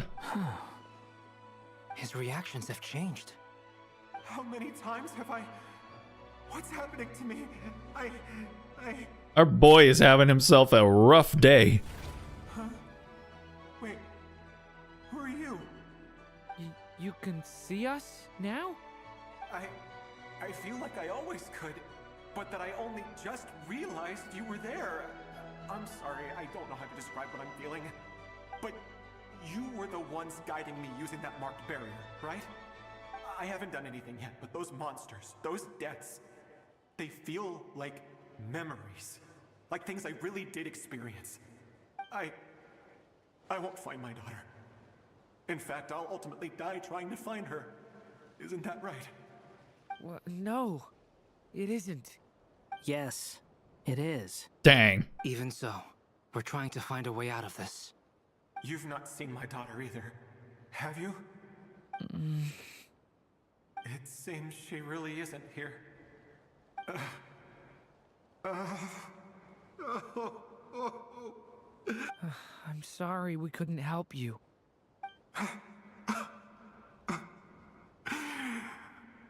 I'm just tired.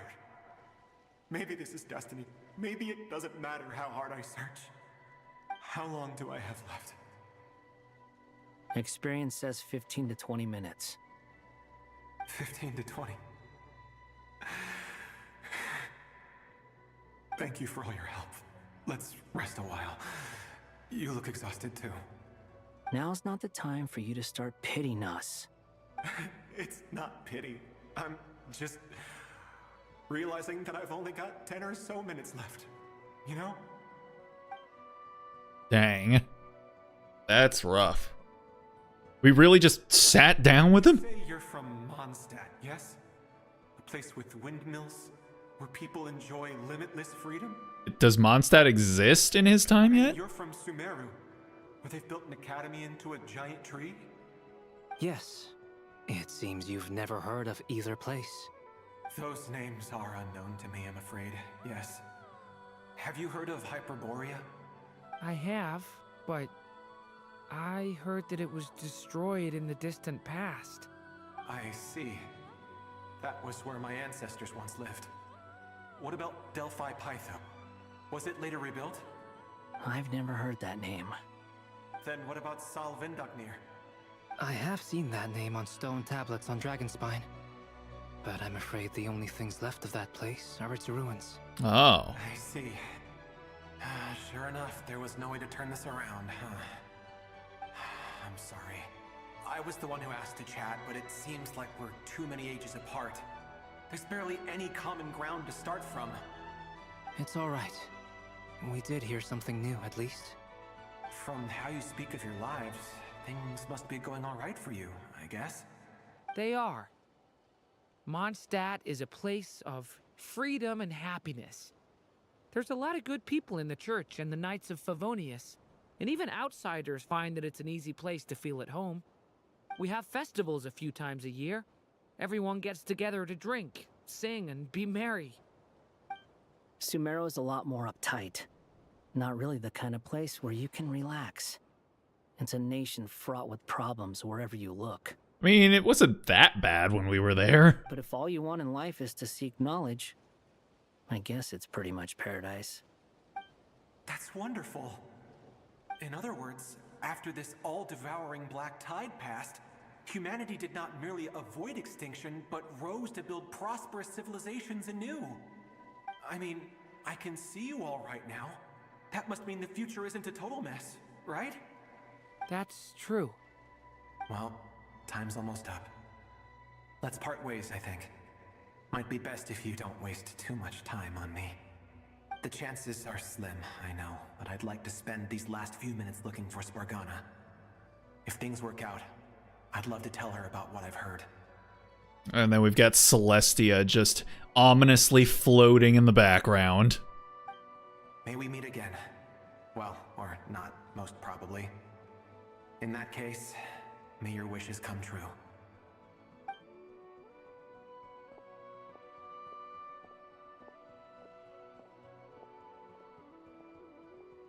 Well, he was nice. Gone. In a few minutes, he will meet the end that was his to begin with.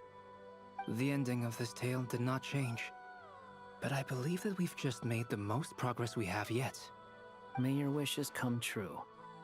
If only it were so simple. Hat guy, could I ask you a question?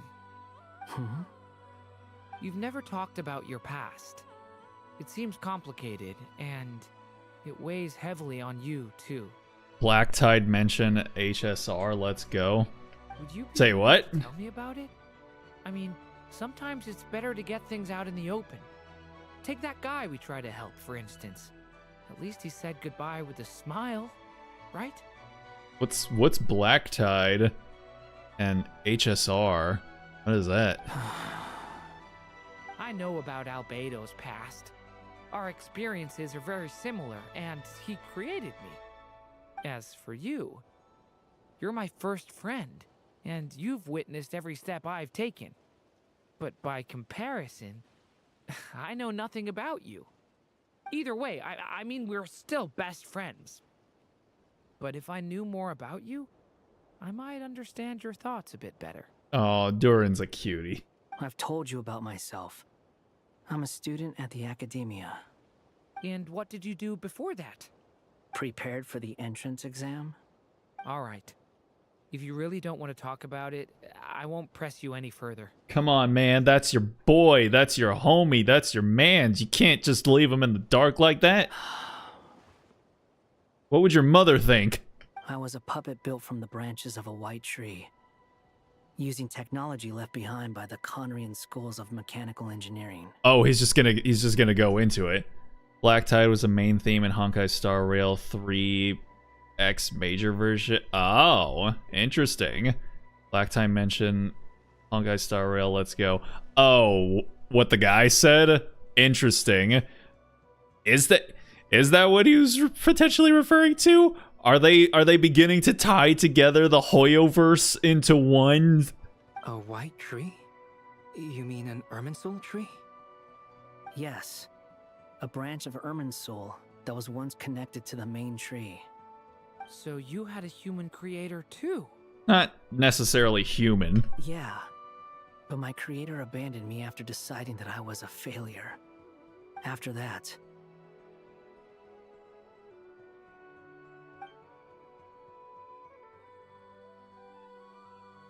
I will say, I kind of like his old outfit a bit better. resisting the influence of the abyss, suppressing the urge to destroy, trying to do the right thing.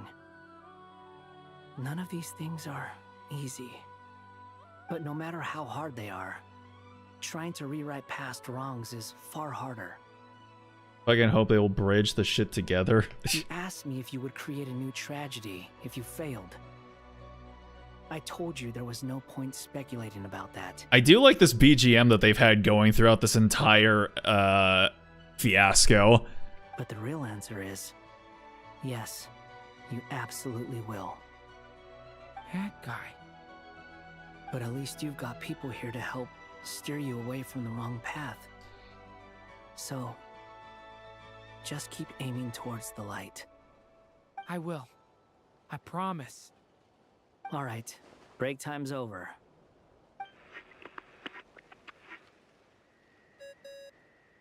Uh-oh. Hello? Durin speaking. Hello, friends, it's me. What have you been up to, I'm detecting some unmistakable fluctuations here at the border. The amplitude isn't particularly high, but they're completely different signals from the ones before, and the scale is comparable to those I've detected previously. Alice, we were unable to save that person. However, he appears to have retained a portion of the memories gained through that cycle, and was able to hold a conversation with us. I see. Well, that is rather odd indeed. It definitely merits further attention. Could I trouble you to keep trying the same approach? I need to gather some more data. Counting on you. I should probably have Nicole come and check this out as well. Oh shit, did I actually manage to get through it? BGM stopped at the right time. Nice. There you are. Wait. I was worried you might stop to collect treasure chests. We're still going? Really along the way. It would have taken you so much longer to get here. Oh boy. Another conversation I cannot hear. I am delighted to see that you understand what takes priority, and that your adventurer's instinct has not swayed your resolve. Really, I must applaud you for it. You should know. Paimon's head. Okay, I'll try and keep it short. My senses are telling me that this is where we shall find the entrance to the ruins. Oh boy. Oh, cool! Well, what are we waiting for? Let's open it up and see! Patience. This was a sanctuary of great importance to the Hyperboreans. A special process is required to open the gate. Oh! Like the place that housed the Eternal Moon's Marrow? Seems like the ancients were very fond of making tricky gate puzzles.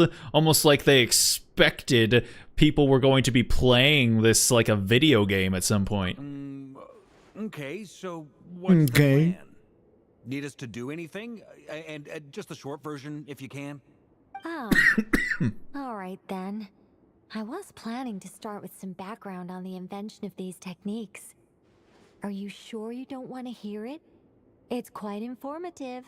I wonder which voice actress voices her. It's obviously got to be one that's already voiced a character before. I was thinking maybe Fischl?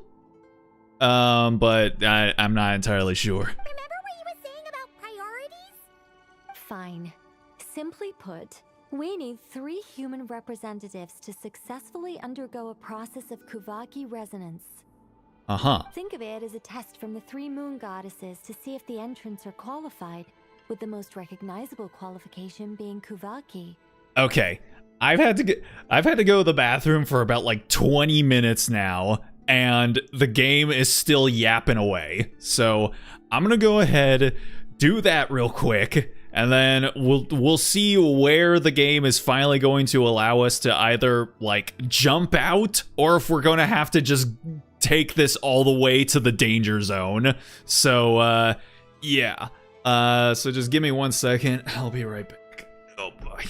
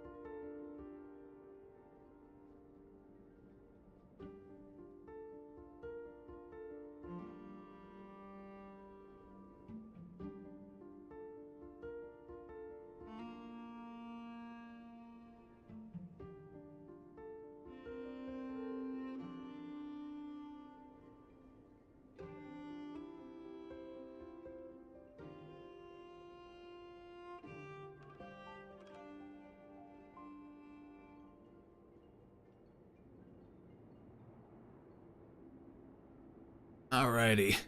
I have returned. Thank y'all for waiting.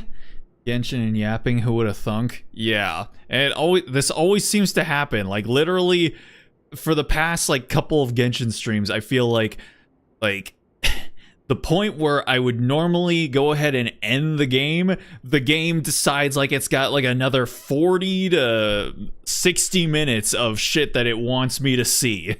So, alright, let's keep her going. Pretty sure Lauma would ace that test. Oh, wait. But we need 3 people. I also have no doubt that the Moon Chanter would be qualified. But we would need 2 other people with the same constitution. Therefore, the most feasible method is not so much to follow the rules, but to figure out how the test functions and find a workaround. Oh. I've done some research, and it turns out the mechanism is rather crude. We'll simply need humans to stand before it who have sufficient Kuvaki energy within them. Even if the mechanism is crude, it sure looks cool as fuck. I'm with you so far. How do we get the Kuvaki in them? The easiest way would be transfusion. Take some Kuvaki from Nodkrai's soil, put it into the bloodstream, and get it circulating in the body. Shouldn't we get the Sailor Scouts? You know? So that would be like me, Arlecchino, and then I guess the other one is Columbina, though. Which, I mean, she is here, so... So we're going to cheat on the test? Precisely. There are other methods, but this is the simplest one. Cheating the system is much easier than trying to hide from it. Huh? Sorry? Does the idea of cheating upset you, Miss Lauma? No, that's not it. I suddenly had an idea. Oh, what is it? It's about Moon Prayer Night. I figured out a way for Kutar to join in the festivities. Huh? But as Paimon said, we need to have our priorities straight. Let's get back to the test. Wait. I'll follow up with Nefer on the festival arrangements. Was that really necessary to bring up right now? The group in the Sailor Scout uniform, artists make it happen. Okay. Anyway, is this really the best method we have? A Kuvaki transfusion sounds dangerous, no matter how you slice it. If you think that's dangerous, wait till you hear the other methods. I'd be more than happy to go through them if you'd like.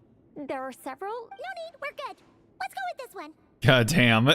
Everyone's like, no, stop her before she can't be stopped anymore. Very well. Kuvaki transfusion it is. Now, I should mention that the risks can be greater or lower depending on individual compatibility. It would be rash to simply infuse the Kuvaki and hope for the best. If the body rejects it, the reaction can be quite severe. The symptoms are similar to another condition that some people living here suffer from, known as congenital Kuvaki sensitivity. Uh-oh. So, before we execute our plan, I will perform a simple test. Her eyes are so pretty. Who is compatible and who is not. Once that is done, we will have to complete the resonance process as rapidly as possible.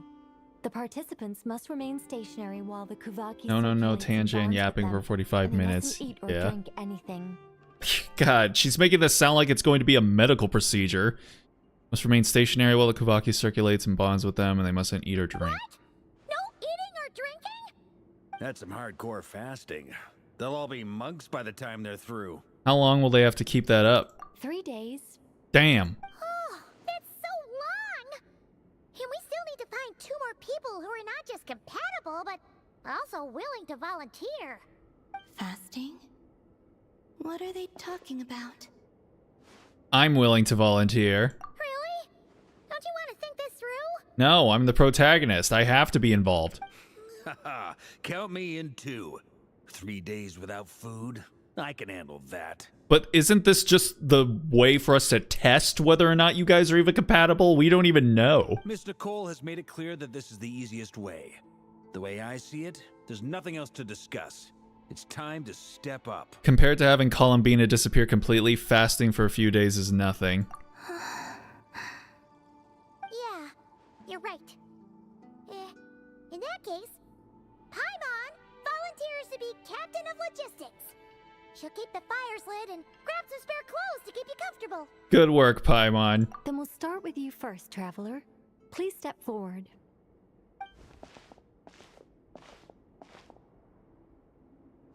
Oh, she's going to run the test now? Oh, okay. That looks like... Going? Do you feel anything? Nope. How about now? No. And now? Still nothing.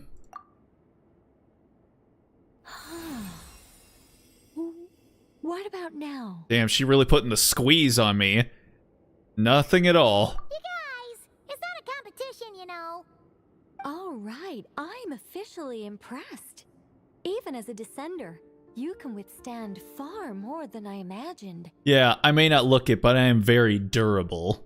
It's like I summoned a giant stone titan to arm wrestle you, and your arm hasn't even moved an inch. In my last attempt, I infused 5 times the amount of Kuvaki required. Wow. Yes. Safe to say, compatibility won't be an issue for you.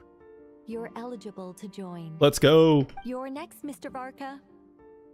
Sure, here goes nothing. All right. I'll start where we left off.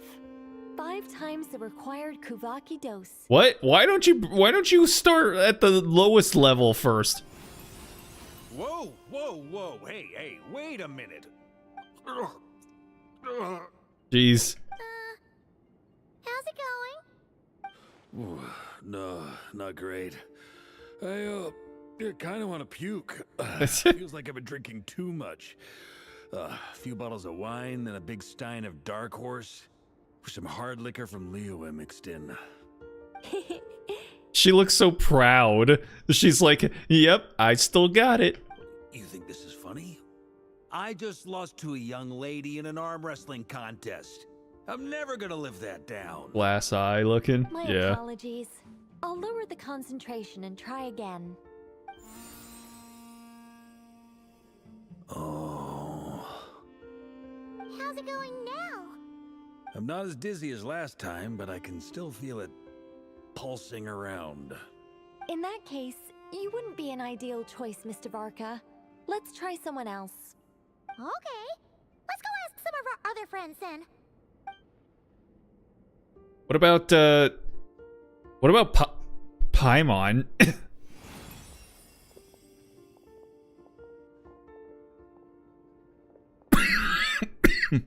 Oh, Nicole reaching out for them titties. No surprises here, Miss Moonchanter. You're perfectly compatible. You may join. Yay. I was gonna mention arm wrestling and Varka takes the words out of my mouth. Yes, sir. Nefer? Uh-oh. I'm getting a slight headache. Shame. You were so close. Yehoda? Really? Whoa! I'm itching all over! Allergic reaction. We can't have that. Yehoda's allergic to Kavaki? Damn. Oh, I know. Well, are you gonna start a what? Wait. Yeah, what about Inefa? Since she's like a robot, she should be able to handle it then, right? It's probably gonna be Flynn's, ain't it? The Hexen Circle is an organization that cares for and protects children. We will not have them do dangerous things. Not even tests. That sounds like something that Alice put in there.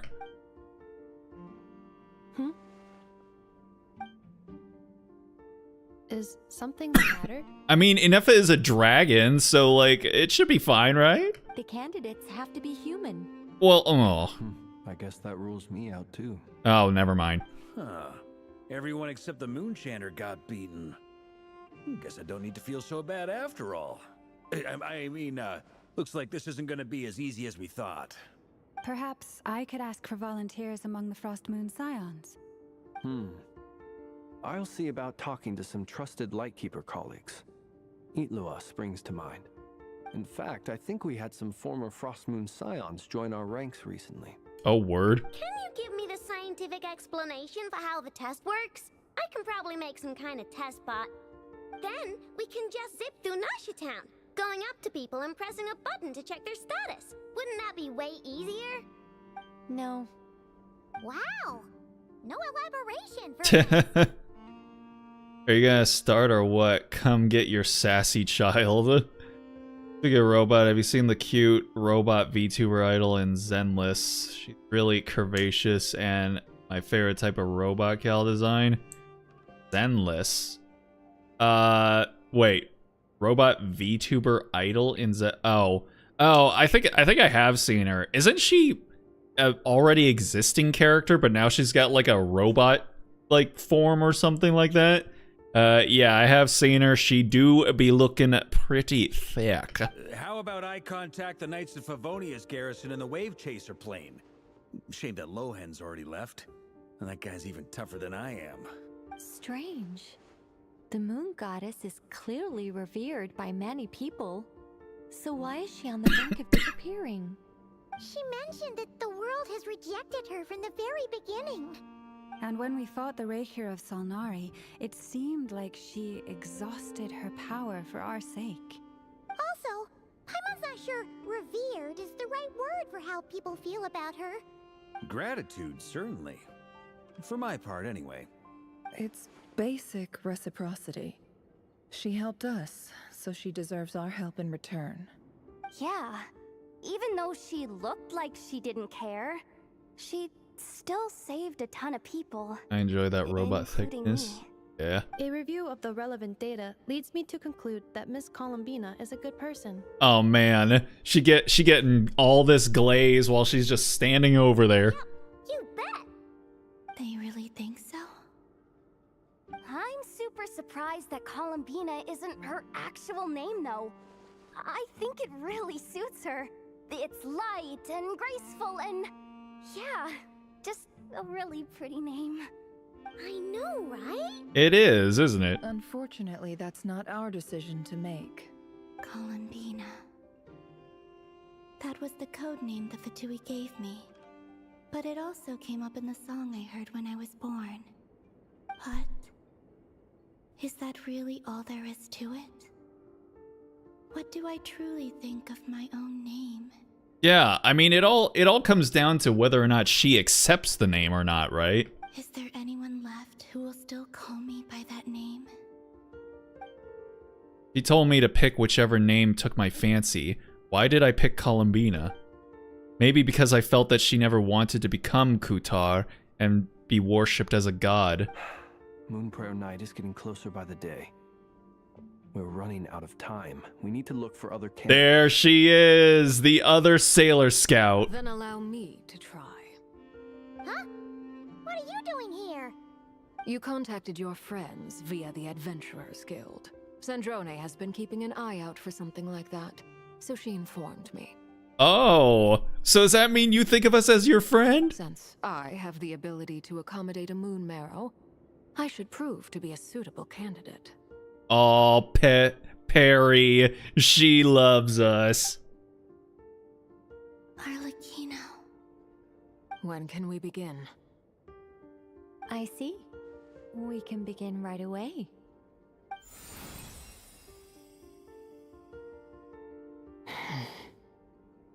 How was it? Did you feel any discomfort? Not at all.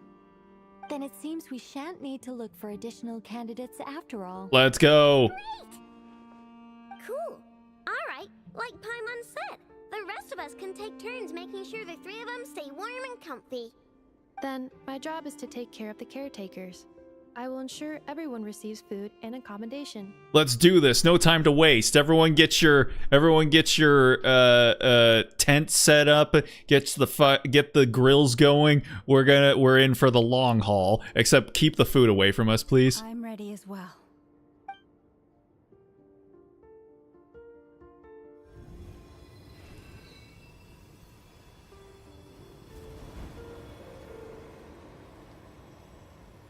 So do we have to do this for 3 days?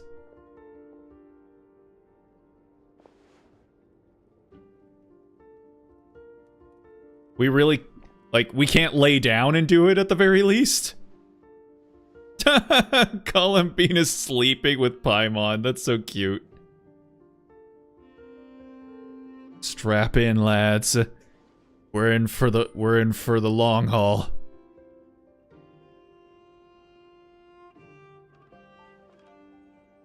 Oh.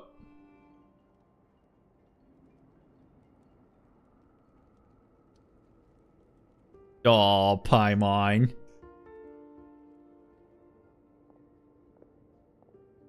The work is done. The sacred scroll shut. The stars grow dim, the people silent. The white sun sets, the silver moon rises. O path to the temple, appear now before us. Ooh. Yo. It really opened! So that's what all this is about. They've been trying to open this gate. She's been here for like 3 days. She's like, I don't know what's happening, but we're all hanging out here, I guess. Also, like, yeah, they made it seem like she was on the verge of death, and it's been days, and she's just like, yeah. Come, let us enter. Wait. It might be best to eat something first. Take care to chew properly and swallow slowly. It will give your body time to readjust to the digestion process. Let's go. They will head in soon. They will need to enter this gate.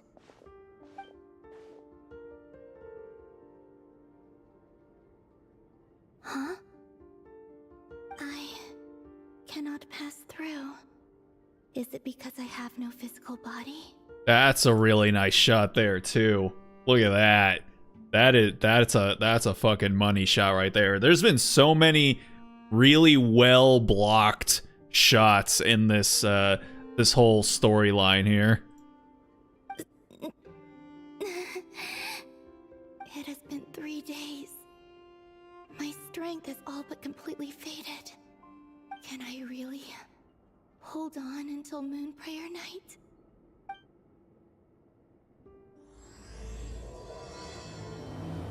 Oh, and we've started now? Oh shit, there we go. Okay.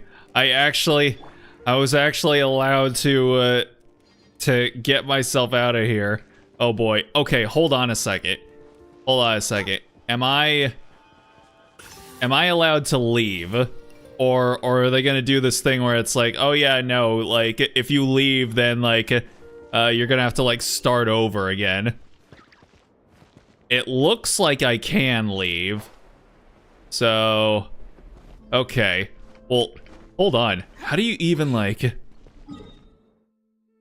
Jeez. Alrighty. Well then... No, you hold on Tuesday's banner? Boo! Okay, hold on a second. Let me check the thing here. Oh man, I still didn't beat the whole thing. Okay, how much longer is there? There's got to be like a whole nother chapter, right? Otherwise it wouldn't say like you're just starting like the new thing, right? Now I'm not so confused now before the cutscene. Yeah. Let me see. Yeah, I think usually 2 acts per update. God damn. Okay. You know what? Yeah, we're gonna go ahead and call it there for the evening, because I know there's no way that there's gonna be like it's gonna wrap up anytime soon, and we've already gone overtime, and I've gotta work tomorrow, so we're just gonna call it there for the night, and I will just be fine with not getting the rewards. That's perfectly okay for me. Alrighty, I'll go ahead and call it there. Probably hours. Yeah, that's usually how it goes. Alright, well, we covered a whole lot tonight, so we will just be content with what we got, and we'll call it there for the evening. Alright. I want to thank anyone that decided to stop in and check out the stream, even for just a minute or two. Always appreciate it. No stream tomorrow, but on Tuesday, we're going to be continuing on with Rain Code. So if you want to know when that will be happening, follow my Blue Sky, subscribe, or follow, and you'll know when we go live. Again, Cybic, if you're able to figure out a way to like make it so that the anime game launcher stops dodging Pipewire in OBS, whenever you have a free moment, that would be awesome. Because, I mean, screen sharing works fine, I suppose, but again, that's a dangerous game to be playing. So, you know, it'd just be a lot more convenient if it managed to play nice with Pipewire. So, just throwing that out there. I'm not saying anything, just saying. But yeah. Anyways, we'll pick this up again next week. But for tonight, that's gonna go ahead and do it for me. So with all that being said, I hope you guys have yourselves a good night, a good day, a good morning, wherever it might be for you. Hopefully you all have yourselves a good Monday tomorrow, and with any luck, I will see you all on Tuesday. So until then, stay groovy, everybody.